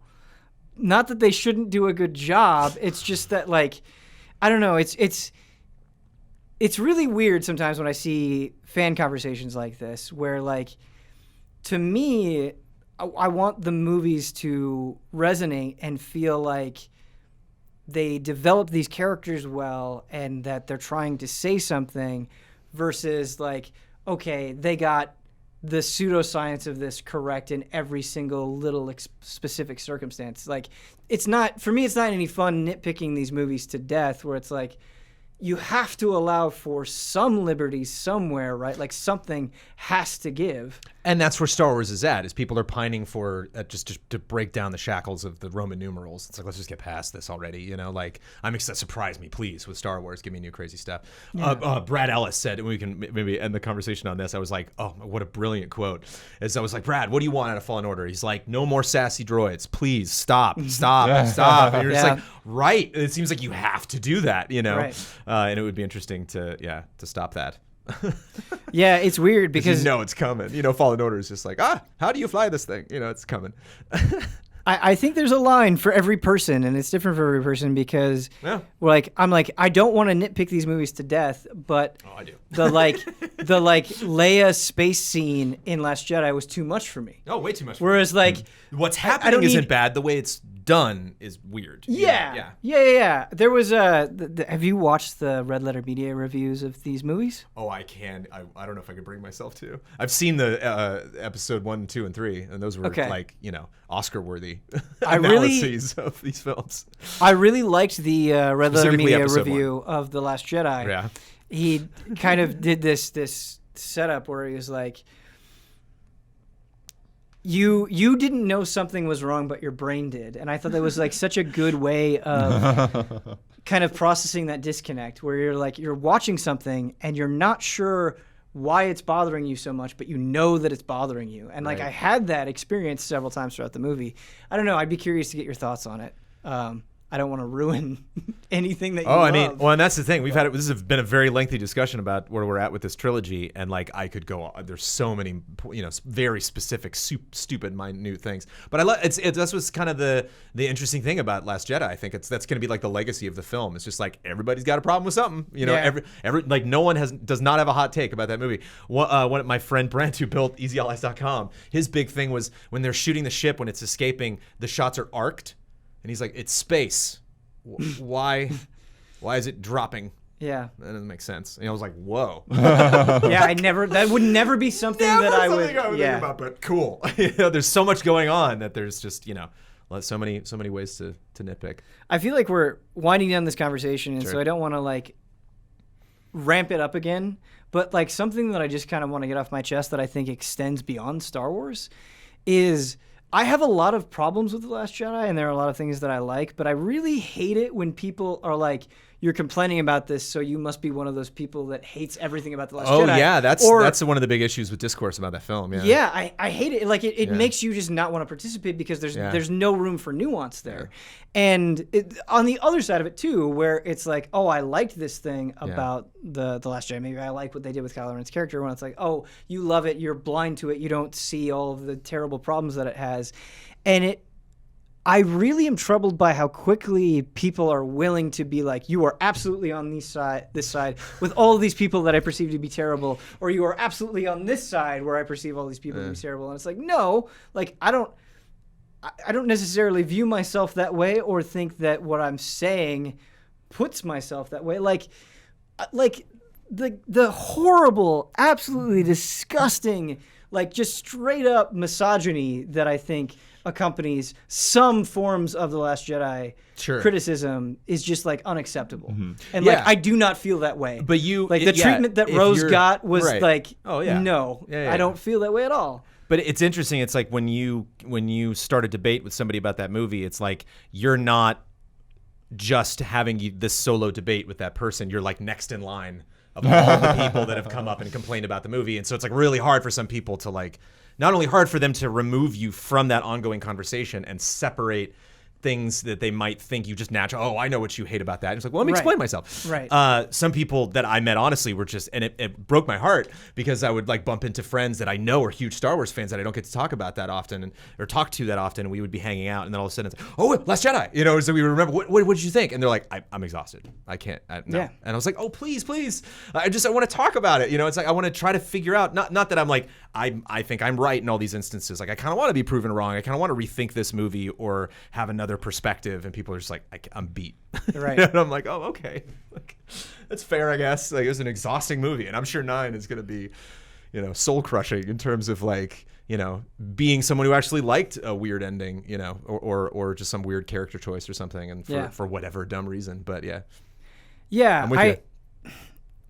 I don't even think that conversations about art or media should be apolitical or anything. I think they can absolutely be political, and I think people can draw different things from them or see different things from them. But I don't think it's sustainable to like always be screaming at each other. Like I just don't think it's productive. Oh yeah, it's I think this versus I'm right, you're wrong. Right, it's like exactly, you want to be on the first side. You want to be on like, hey, let's all just yell at each other and or not yell at each other, but let's just be passionate about our feelings. And then if I don't take anything from your side when we're done with the conversation, hey, that's where we are. Right. But it's so much to ask for it in the current climate. It's so difficult to do it, and certainly on social media, it's downright impossible. But it doesn't. I think it's. That's why you make videos. I'm oversimplifying it, but it feels like and it shouldn't be that hard. You spend an hour hard. discussing these things, and you're right at the start place where you started. All right, are we ready to move on to emails? I know we can talk about Star Wars forever. Hopefully, they're emails about Star Wars. No. Oh, come on. A lot of these emails came in before the teaser, so sorry, Brandon. All right, our first email talking about Star Wars is from Morgan, who asks, hello, panel, and well wishes for your day. Are games weird and we just don't think about it? Because of the Pokemon a Real Animal game that I love on the UZA podcast. I also love that game. Mm-hmm. I had an idea that it would be really cool to have a Pokemon-like game with real animals and animal facts added in. But then I quickly realized I would just be a filthy poacher with a menagerie of sad animals. Are there any video games the panel has had to reevaluate because they stopped to think about it too much? This seems like a Brandon Jones question. I'm sorry. Oh, I'm thinking of like movies now. I did like my Terminator 2 rant a few weeks ago on Cup of Jones, where I have all sorts of dumb, nitpicky, nonsense opinions about Terminator 2. A game though. Oh, at 15. I mean, sure. Just not into it from top to bottom. It's just there's nothing about that world that attracts me. Not the characters, not the storyline, not the car, not the. It was But is that just like a whoa? Like an immediate response, or because you overthought it or thought it? I guess. Yeah, a lot I of guess time I don't know. dwelling I on guess it. I just can't. It's weird for me to turn those things off for a Final Fantasy game for such an intense, meaty RPG. That's like I very much need to be in tune with these characters for me to spend that much time with them. For me to just every time they hit a new level, yes, and I was just like, I'm not feeling this crew. I'm not feeling a lot about this. And I've been used also to that point of Final Fantasy games just, moving the goalposts constantly, just like, hey, this one's online. This one has, is very linear. This one is going to get 5 sequels. This one is just going to be standalone. This one is an Evilise, which has all these other weird games surrounding it. And even with that, I was just like, I'm just not into it. But it's tough for me. I don't want to transform those opinions into somebody not playing 15 because they think it looks interesting. Just for me, it's just kind of like, I don't know. Can my part of the conversation be not being a part of the conversation? Yeah. I think that's. Am I ever gonna jump into 15 down the road, or I don't know? With that other version was interesting. The like diet version of 15, or like the mobile, and it's also on the Switch abridged. too. Yeah, it's like that was a fascinating thing. It's like, is this community gonna hate me if I play that? Well, I guess you can take comfort, kind of, in the fact that like Square is done making updates. Like that episode Arden is the last thing that they're gonna make. So if you wanted to, you kind of know, like, okay, I'm not waiting really for anything else. Yeah. Blood. Are there times where thinking too much about a particular thing ruined a game for you? Yeah, it's weird because like I can think of like all the different examples because like anytime you take gameplay in particular, literally it kind of like you could see that happening, right? Like just the amount, like people bring up like Uncharted and Tomb Raider, just like how many people you shoot or whatever, and like you count up the numbers and like, whoa, that's crazy, but it's like it's just sort of like how gameplay sort of works, and then when you bring it into this real world setting, then it kind of, for some people, it kind of falls apart, right? But yeah, I don't know if there's anything I can think of on the top of my head for myself that's kind of done. I mean, I guess there are definitely times where like I look at the new Mortal Kombat and it's like, am I really gonna enjoy looking at these crazy X-ray kills and stuff? Just like because of the violence? Or? Yeah, it's like it's always that like shock factor, and the funny thing is like even your stream got like flagged on YouTube or whatever. It's like, we're gonna like age restrict this. Yep. Somebody manually reviewed this video and decided it's not for kids. And like, well, yeah, we agree, but yeah. I have to. Speaking of Mortal Kombat 11, like this isn't really commentary on it. It's just a thing that happened. So Huber and I went to the Mortal Kombat 11 reveal event, and I played Mortal Kombat 10. I played Mortal Kombat 9. Like I'm used to seeing hyper and older Mortal Kombat, classic Mortal Kombat, so those are not as gross today as they were back then. But I remember seeing Baraka's fatality for the first time at that event, and I was just like, wow, that's nasty. Like, it got me, I felt like I should have been desensitized to Mortal Kombat, and it got to me in a way that I wasn't expecting. But now it doesn't bother me at all. Like, I don't even notice it, really. Like, It's amazing how quickly that sensation happens, how quickly you can get used to something like that. I don't know. I don't think there's a point there, but I attended the Game Awards this last year, and I definitely like had that moment at the Game Awards. I was like, yeah, Mortal Kombat. And then I was like, you would not interrupt the Academy Awards for a decapitation. Like, you wouldn't see that. You know what I mean? Like, that's not going to happen at the Tonys. That's not going to happen, I believe this was the Emmys. But the Game Awards, you bet. Like, it's an interesting genre or, industry that, like, we are so down with super, super crazy gore. And then, like, hey, like, Smash Brothers. And then, hey, just bouncing all over the place. It's funny, thematically. I think it was Game Informer where Ed Boon revealed that he was like, we were going to interrupt like Best Family Game, and then we decided that we probably shouldn't do that. That would be in poor taste, I believe were his words. So there is a line. It's good to know. Yeah. Well, and it's interesting watching him talk about fatalities as well, because he goes, we don't want to do something that feels realistic. Like, we always want to make fatalities so over the top where you can immediately get that sense of like, this is a fantasy. Yeah. And I really admire that they're not just like, yo, we're just here to shock, and there's thought, there's real care. That's in why how they present Freddy that. Krueger was always my jam, because Yeah. it was not so much about the gore, it was the theatricality of it. It was the Yeah. creativeness of just like, ooh, fun idea, Freddy. For sure. To answer this email, I've talked about it before, but I think it's really the best example for me. Catherine, the game Catherine. I don't know if this was me overthinking it or just me wanting it to be something other than what it ultimately was, where you had a game talking about relationships and infidelity in a like very direct way, where it's not like, I don't know, you're in some sci-fi setting or fantasy setting. It was like, these are real people doing day-to-day things, kind of getting wrapped up in this. I'm like, games don't do that enough. That's really exciting.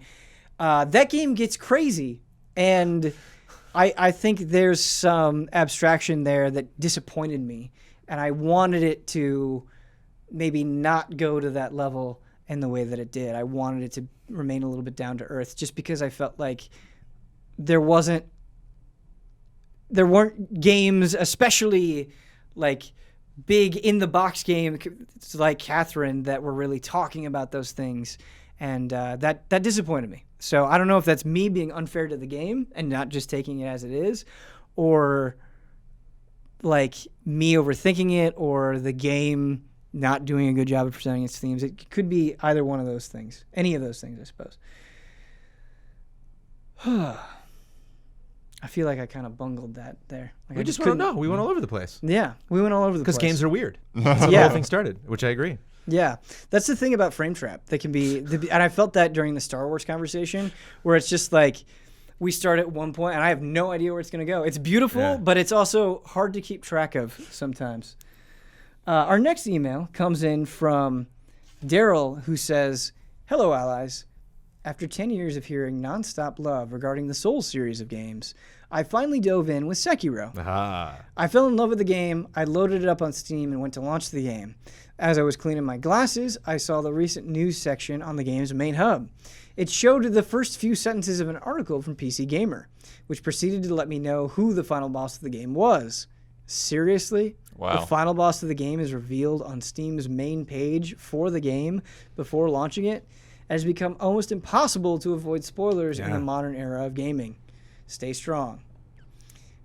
There is not really a question there, but I thought it was a good point to bring up, where like it really is practically impossible. Like, you are just getting ruined in ways that you don't expect, and we talk a lot about spoilers here, and so I just kind of wanted to get your response to that, and if you like how that affects you, or how much you notice it, or any steps that you take to kind of avoid that stuff or not avoid that stuff. I've definitely become more sensitive to them over time, which is weird. You know, like, I don't know if other people have gone in the opposite direction, but like, I used to, and still most of the time don't care. We like just talked about this on Reaction Shots, but like the way I say it is, if like, say if you're a foodie, you might ask, you know, or a food critic, you might ask before you get your meal what's in it. Like, I don't want to be like, ooh, what are these flavors? I kind of want to know how you're going to prepare it beforehand.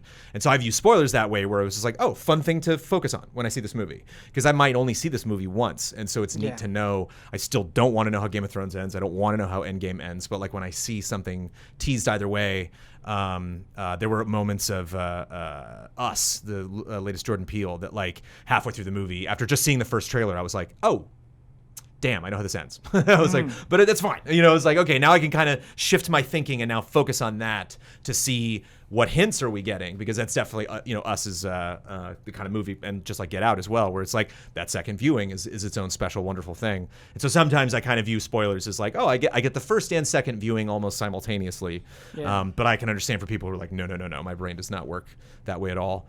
I feel more, you know, sorry for Hubert more than anyone else, when he's like literally he's gonna like go see Endgame with like earmuffs on, you know, like he's gonna walk through that lobby like la la la la la, because you have the danger. I'm guilty of this too, where it's like you want to talk about the movie on the way back to the car, and so you like park your car and you're in the parking lot, and it's like, well, then Kylo Ren did that, and you're like, I am not even in the movie theater yet. Sure. I made it this whole time on media blackout, and then I get ruined blocking my car.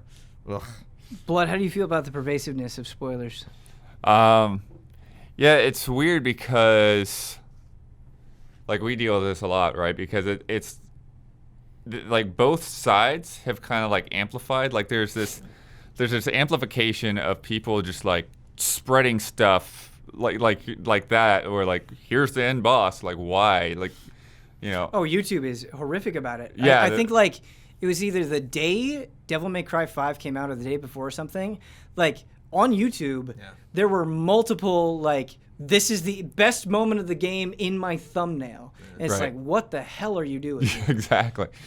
Yeah, so you've got that to where, and then at the same time, I feel like there's this amplification of what people even consider to be a spoiler. Right. To where like almost everything has to be off limits. And so going back to Sekiro, I actually got into this debate with somebody in the comments because for Damiani's stream, I put a thumbnail with the snake in it. Right. And they're like, why is this thing in the thumbnail? I'm like, this is the first time we saw the game. We saw the snake. What do you mean? It was Right. like, well, not everybody watches E3. And I'm like, pretty much everyone that cares about Sekiro does. Mm-hmm. And they're like, well, I went on Media Blackout after the Game Awards season. I'm like, really? We didn't know what that was.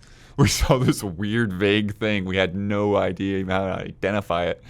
So it's just, yeah, it's really funny to me because I'm like, to me, like, that snake was part of like the package of what Sekiro even is, Sure. right? Like there are ninjas, there's a resurrection, and there's a giant snake at the end.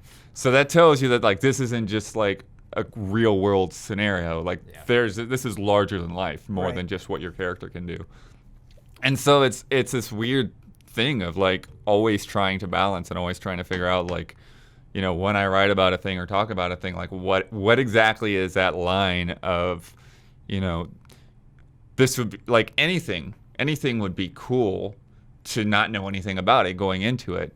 But at the same time, how do you communicate what that thing even is? If you just like, well, you know, it's a shooter and there's cool things that happens and, you know, and you've got some cool guns in there once in a while and, you know, and you get an item that like really changes things. I mean, it's like you like have to deal with that. Like, how do you like actually talk about a thing and describe a thing, but then like not spoil the best parts that like actually like make that like really work. It's yeah. We run into it all the time, and I agree with you that both sides are amplifying because there are times where it's like, I'm describing like how you move and shoot in this game, and people are like, "You just ruined the whole thing." It's like, what? No, like how? Like this is my job. This is what this show is. Like if I'm going to talk about the game, I have to have like some basic stuff.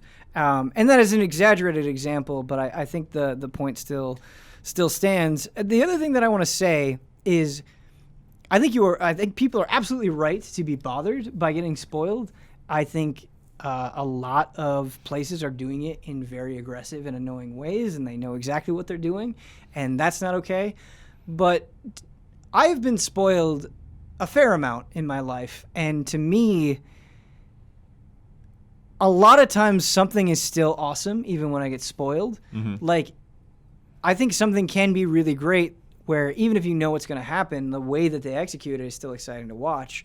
And so, like, while I think it's totally okay and valid to be bothered by that thing, I don't know how productive it is for you to just get, like, so upset about it and go, like, this is ruined for me forever and walk away from it.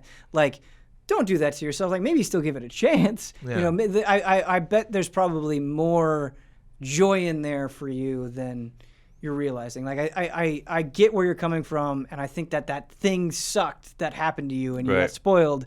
But, like, don't dwell on it so much that you ruin every other part of the experience for yourself. Yeah. Well, and the other, like I think it's kind of, we were just talking about Star Wars saga. What's funny is, like, that moment in Empire with, you know, the revelation with Luke and Vader, like, going into that movie in a theater when it came out, no idea. Yeah.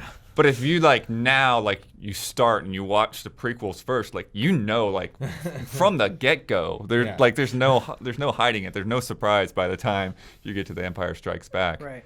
So it's this kind of funny thing. It's like, well, do you tell people to, like, watch the middle trilogy first and then we'll catch up? Which maybe is the better way to. I don't know. It's strange. It's interesting to think of like what the perspective of somebody that actually starts with episode 1 would be. Sure. One interesting thing that's like, I'm like, wow, that's right on the edge there. I don't know that I was criticized in the past, and I wish I could remember the review specifically, but like, you've written lots of reviews. You've written lots of reviews. Yeah. It's very the easy way like to write a story is be like, okay, like in this game you play as this character. This character has this problem at the beginning where they're stripped of all their powers or they lose their kingdom and then they have to like, get back and then get back on track. And I had someone being like, you spoiled the beginning of the story. And I was like, say that again? And they were like, you spoiled the opening. And I was like, okay. That's a tough one for me to process that, like, right. I got to say something. And they were like, yeah, but specifically, like, you could just say they have problems or something. You don't have to let me know letter by letter how the first hours that game is going to play out. Right. I kind of get that. It's like sometimes I've gone to a preview event and then got the final game and I'm like, okay, we got to get past the first 2 hours because I've already played this. Where it's like, I guess that does kind of sour the experience. But I think that's that's like the one thing somebody's brought up that I haven't just outright been like, I think you're asking too much. Like, I don't see myself changing the way I write reviews or the way I talk about stuff on podcasts to like not completely make everybody safe all the times in terms of spoilers. Yeah, but that one's like, yeah, I'll consider that. I don't know. that is the setup of a thing is so challenge. Specific to a thing too. Like yeah, sometimes the setup of Mass Effect 2. I know you haven't gotten to it at all. Right, but I know I know how that begins. Like I know Mass Effect 3 begins. That is mind blowing. Yeah. For you to start the game that way. Yeah. But there's a lot of other games like, I don't know, who cares? And then when you get into that line in between of, well, like, who cares? But somebody does care. Sure, of course. And that's someone's always going to care, Yeah, I think it's a case-by-case basis because I think about, like, Final Fantasy VII and Final Fantasy VIII, where I think one of the strongest parts of those games is how effectively they open. Like, I think both of those games have just stunning openings and really quickly draw you into the world. And if I were reviewing the game, it would be something that I would want to point out because I think a lot of RPGs start very poorly and start very slowly. And so it's like, well, I need to bring this up and I need to be specific because it is a major component of what I'm talking about. And if I like, I don't know, there's still like, 40 hours and it's not like you're spoiling the story revelations. I don't know. It's tough. Yeah. I think because at a certain point, like you as the writer are balancing two things, keeping the experience precious for people while also telling them how good or bad it is. Yeah. And those things are constantly fighting with each other. And so like, I'm not saying that like the responsibility is solely on the audience because it isn't. There is responsibility with the writer, but on some level, like if you know that you are so hypersensitive to spoilers that like seeing anything could bother you, like I really wouldn't recommend that you watch reviews. Yeah, that's watch not like video, condemning you or saying you're a bad person. As the editor of this panel right here, like I'm going to do whatever I can to make that video pop. And if that means throwing a couple bosses in there, I'm going to do that. Just so Right. But I also try to like do it in a fun way where you just see it advancing, you see the intro to that boss, but not a lot of the actual fight itself. And so it's funny. Spoilers are every time when people talk about spoilers on either side, where they're like, I don't care about something, or no, I'm very sensitive.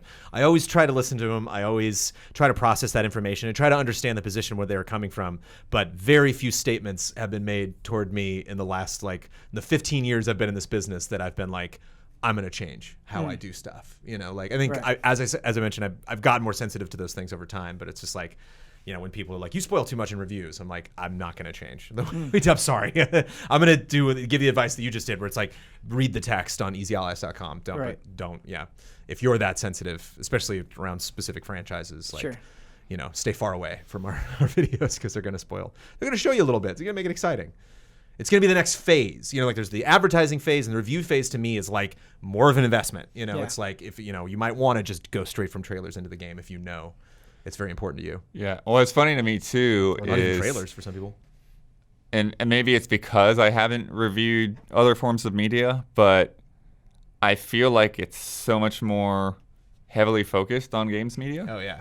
Like there have been times where I've just like be in the car and like somebody will, on the radio will be doing a movie review, and they're like, "Oh, I guess we just spoiled that, didn't we?" It's like, "Oh yeah," and they just move on past it. I'm like, "Really?" There's very little in a lot of film critics' reviews that is left off the table, and you're talking about something that you're going to like get to very quickly. You know, it's Yeah. like hour and a half to 2 hour piece of content. Right.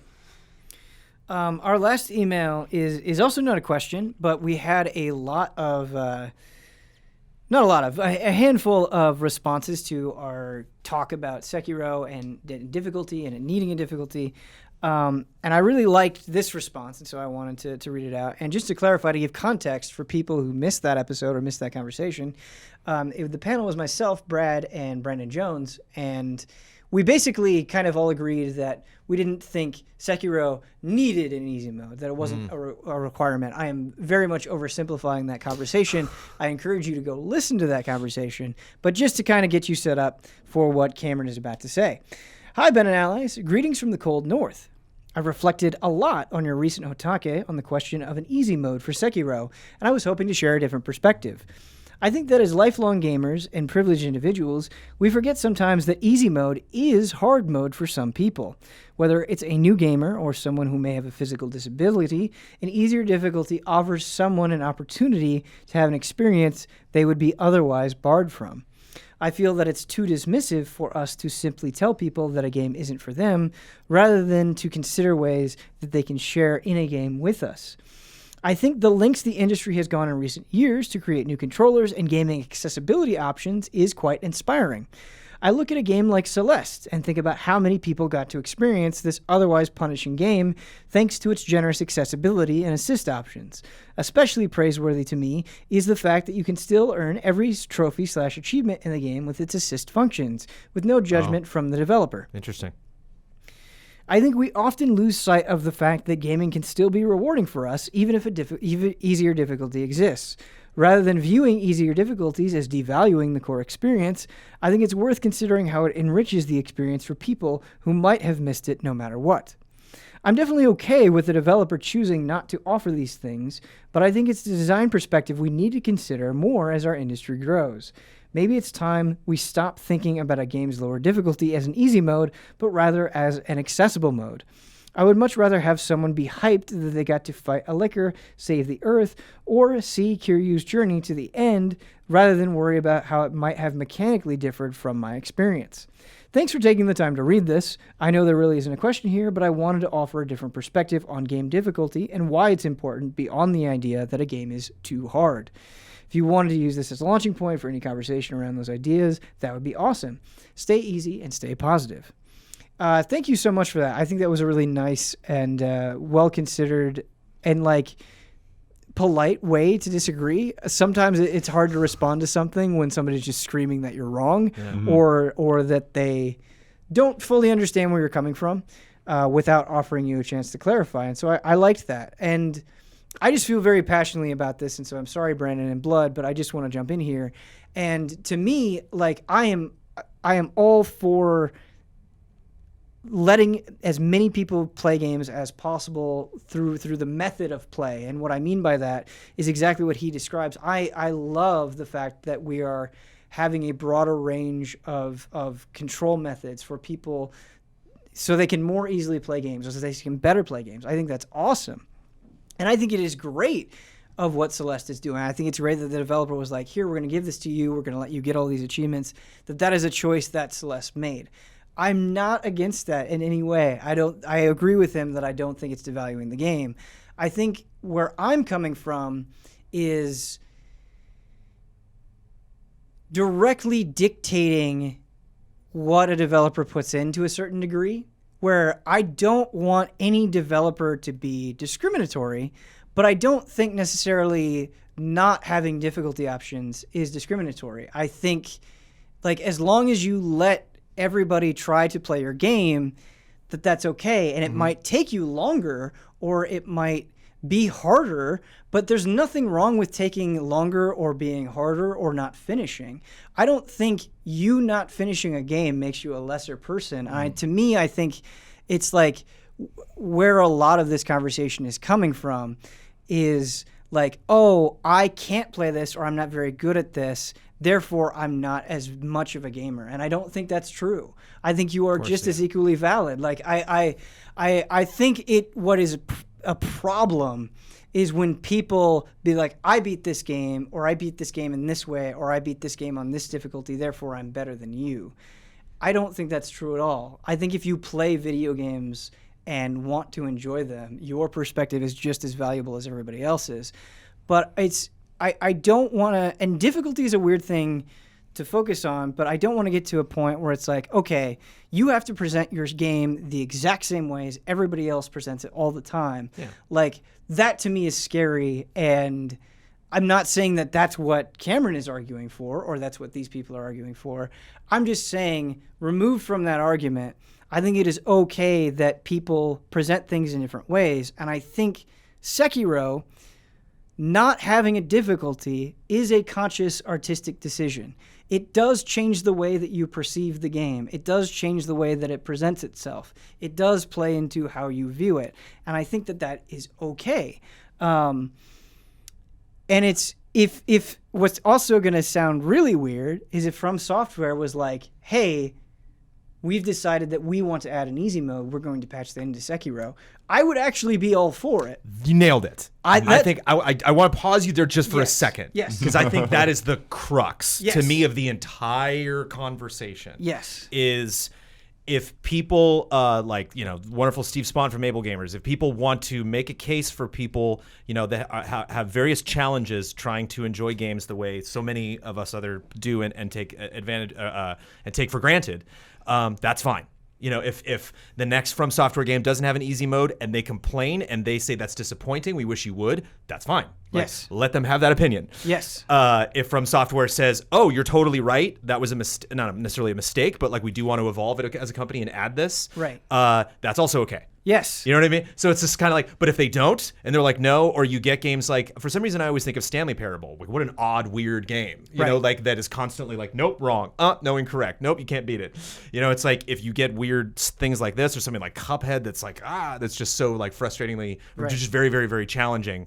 Also okay. It's like what I want to have happen and what I think is okay of all of this, even just that the discourse has gotten so, frustrating and hurtful for a lot of people, is that it's still an okay conversation to have. Like, yes. I think it's something I would like From Software to bring it up. I think that's like as far as I want this to go. I want them, whatever game that they're working on next, to be like, hey, do we want to do easy mode? And if the room's like, no, then like, okay, great. It's like, but at least they brought it up. At least they realized, oh yeah, this is something we haven't really thought about before. But if Miyazaki's like, no, then like, okay, well, cool. Then it's his game and he can do what he wants to do. Right. Exactly. It's like us with reviews. It's like if I review a bad game, I'm not saying definitively it's a bad game. That was just my opinion. Exactly. If the next game is even worse, I'm not going to be mad at the developer, but that's my stance. That's kind of where I would like to see the series go. Yeah, it's a hard thing to articulate because I'm coming from the perspective of I want us to have conversations on how games can be more inclusive to more people. Mm-hmm. I think that is valuable. I think that is a good thing to strive for.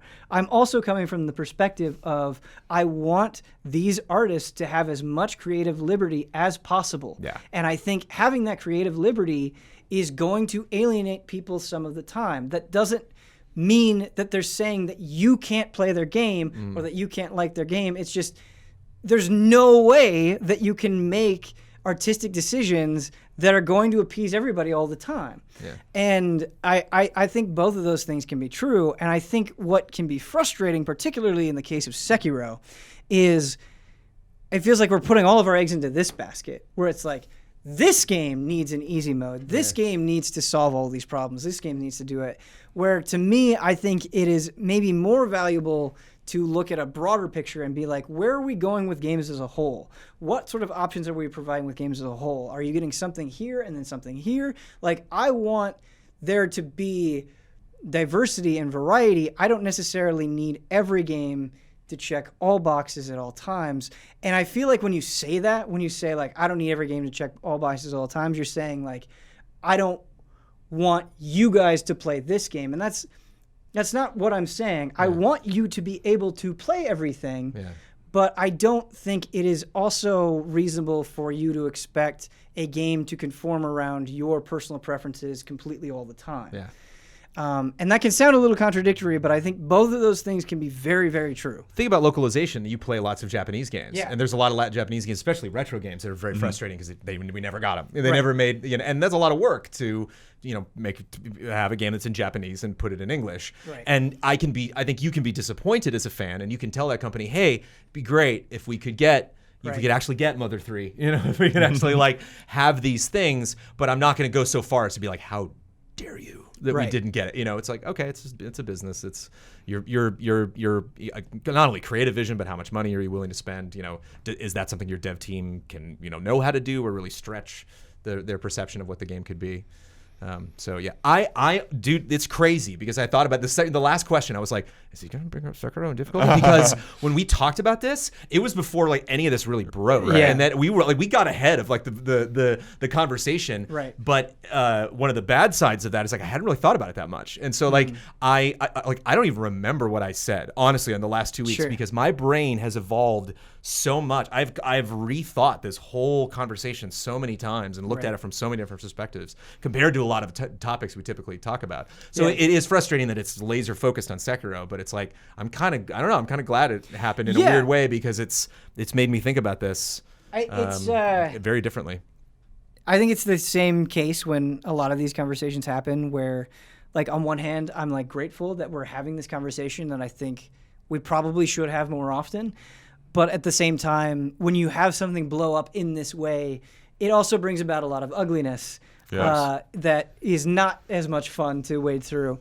And I think it can be frustrating, and I'm sure it's frustrating for the audience where they think we're misrepresenting the way that they feel. And there's a disconnect, right? It's not like you, the audience, are right here with us and can interject and bring up points.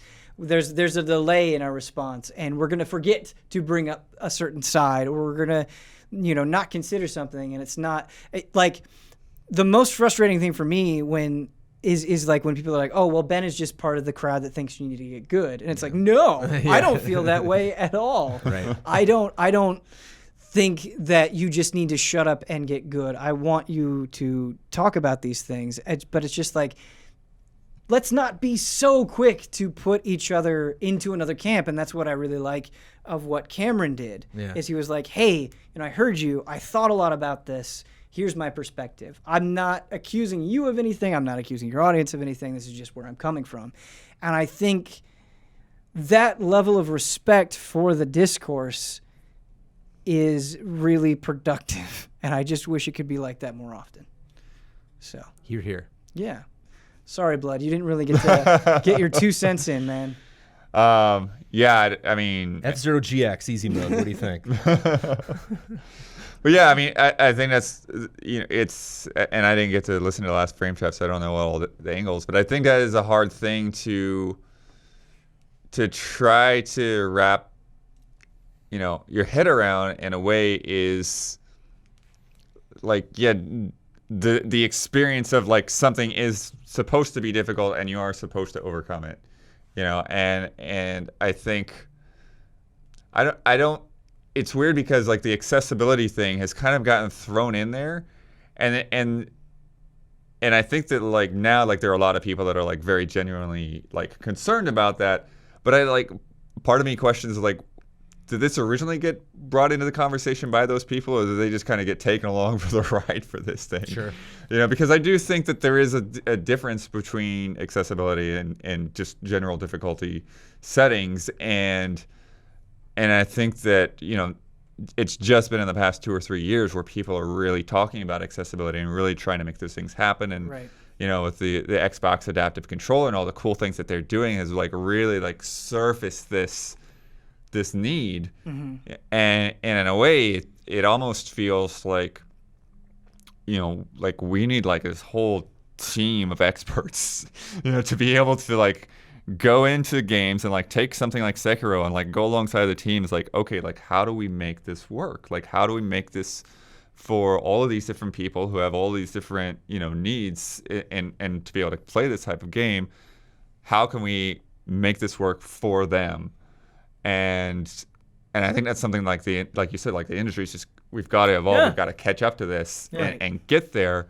Whereas just saying dropping it down to easy, like that works for some of those people. That will help in those regards, but that's not really the match. Like it doesn't totally match up. And at the same time, I think the reason that a game, like you have to think back to like, well, why does this not have an easy mode? And like the reason it doesn't have an easy mode is because the experience is about you're supposed to get better at this and figure this out, like wrap your head around this difficulty. And it's like it's not all because, oh, we're so great, because the first night or two I've spent in Bloodborne just like repeating the same thing over and over, dying hopelessly, and it's like I don't know what actually like pushed me through to get to the point where I like sort of understood that game. And I haven't gotten into Sekiro yet, and it's, some of the things that I've seen is like, okay, that looks really intense. Yeah. This looks really different than what I've played in Dark Souls or whatever.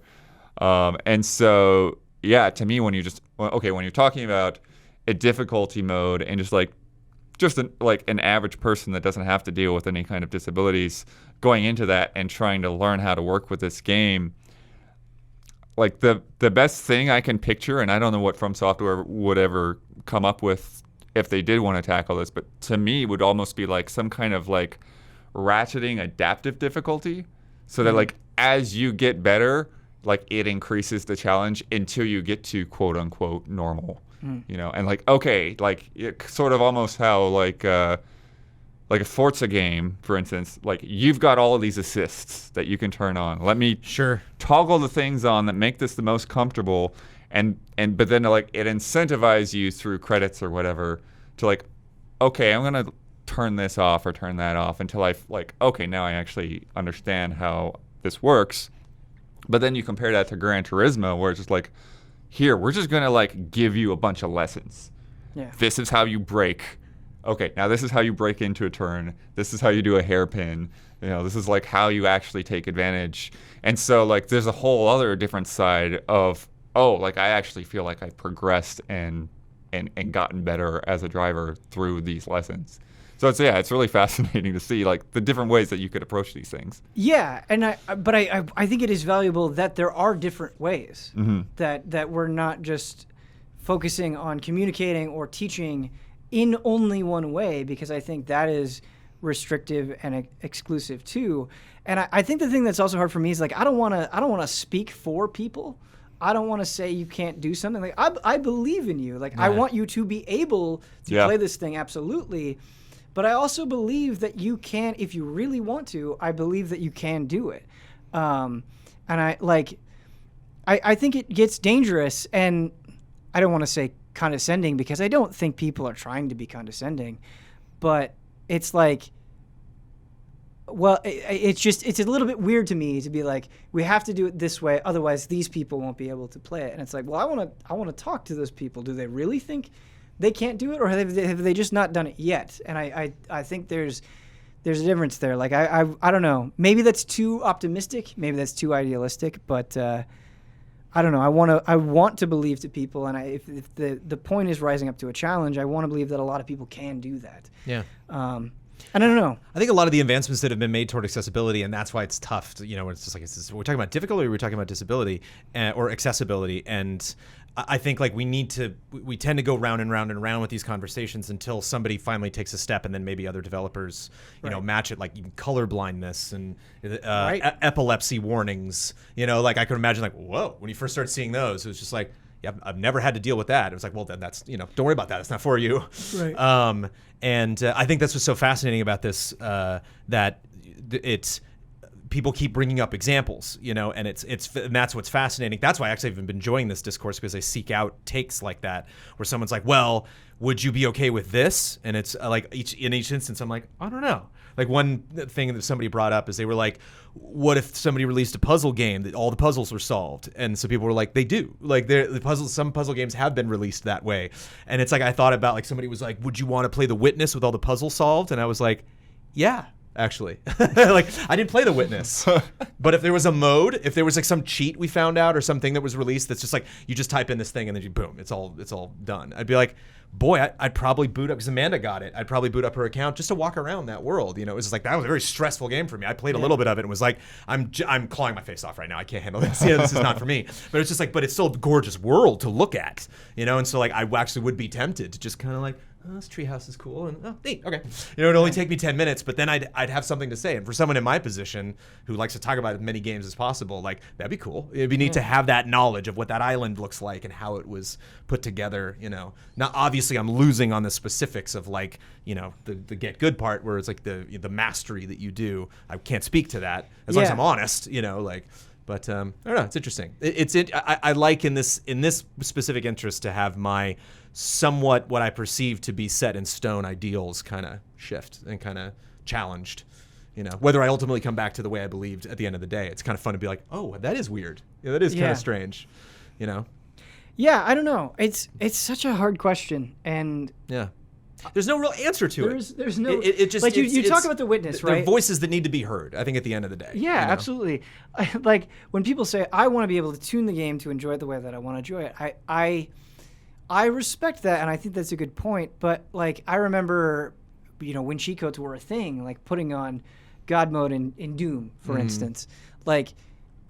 Because at that point when I originally played Doom, like video games were so new to me and so fresh to me, and like I had fun, but for like minutes, it got so old to me so quickly. And like I remember coming to Doom a little bit later and just playing it straight up, and it was like I was playing it for the first time. Like when I was playing Doom with God mode, I didn't really feel like I was playing Doom because I was ignoring so many aspects of the game that make it vital, like paying attention to positioning or how you're killing things or what you're picking up. Like there are so many of these things that are a core part of the game, and I'm not saying that you're wrong for playing Doom in God mode, or that you shouldn't, or that you're like it's invalid, but just from my own personal experience, it really didn't feel like I was playing the game. Right. And I would feel the same way at The Witness, where I'm like, you can do that if you wanted to, if that is an option. Right.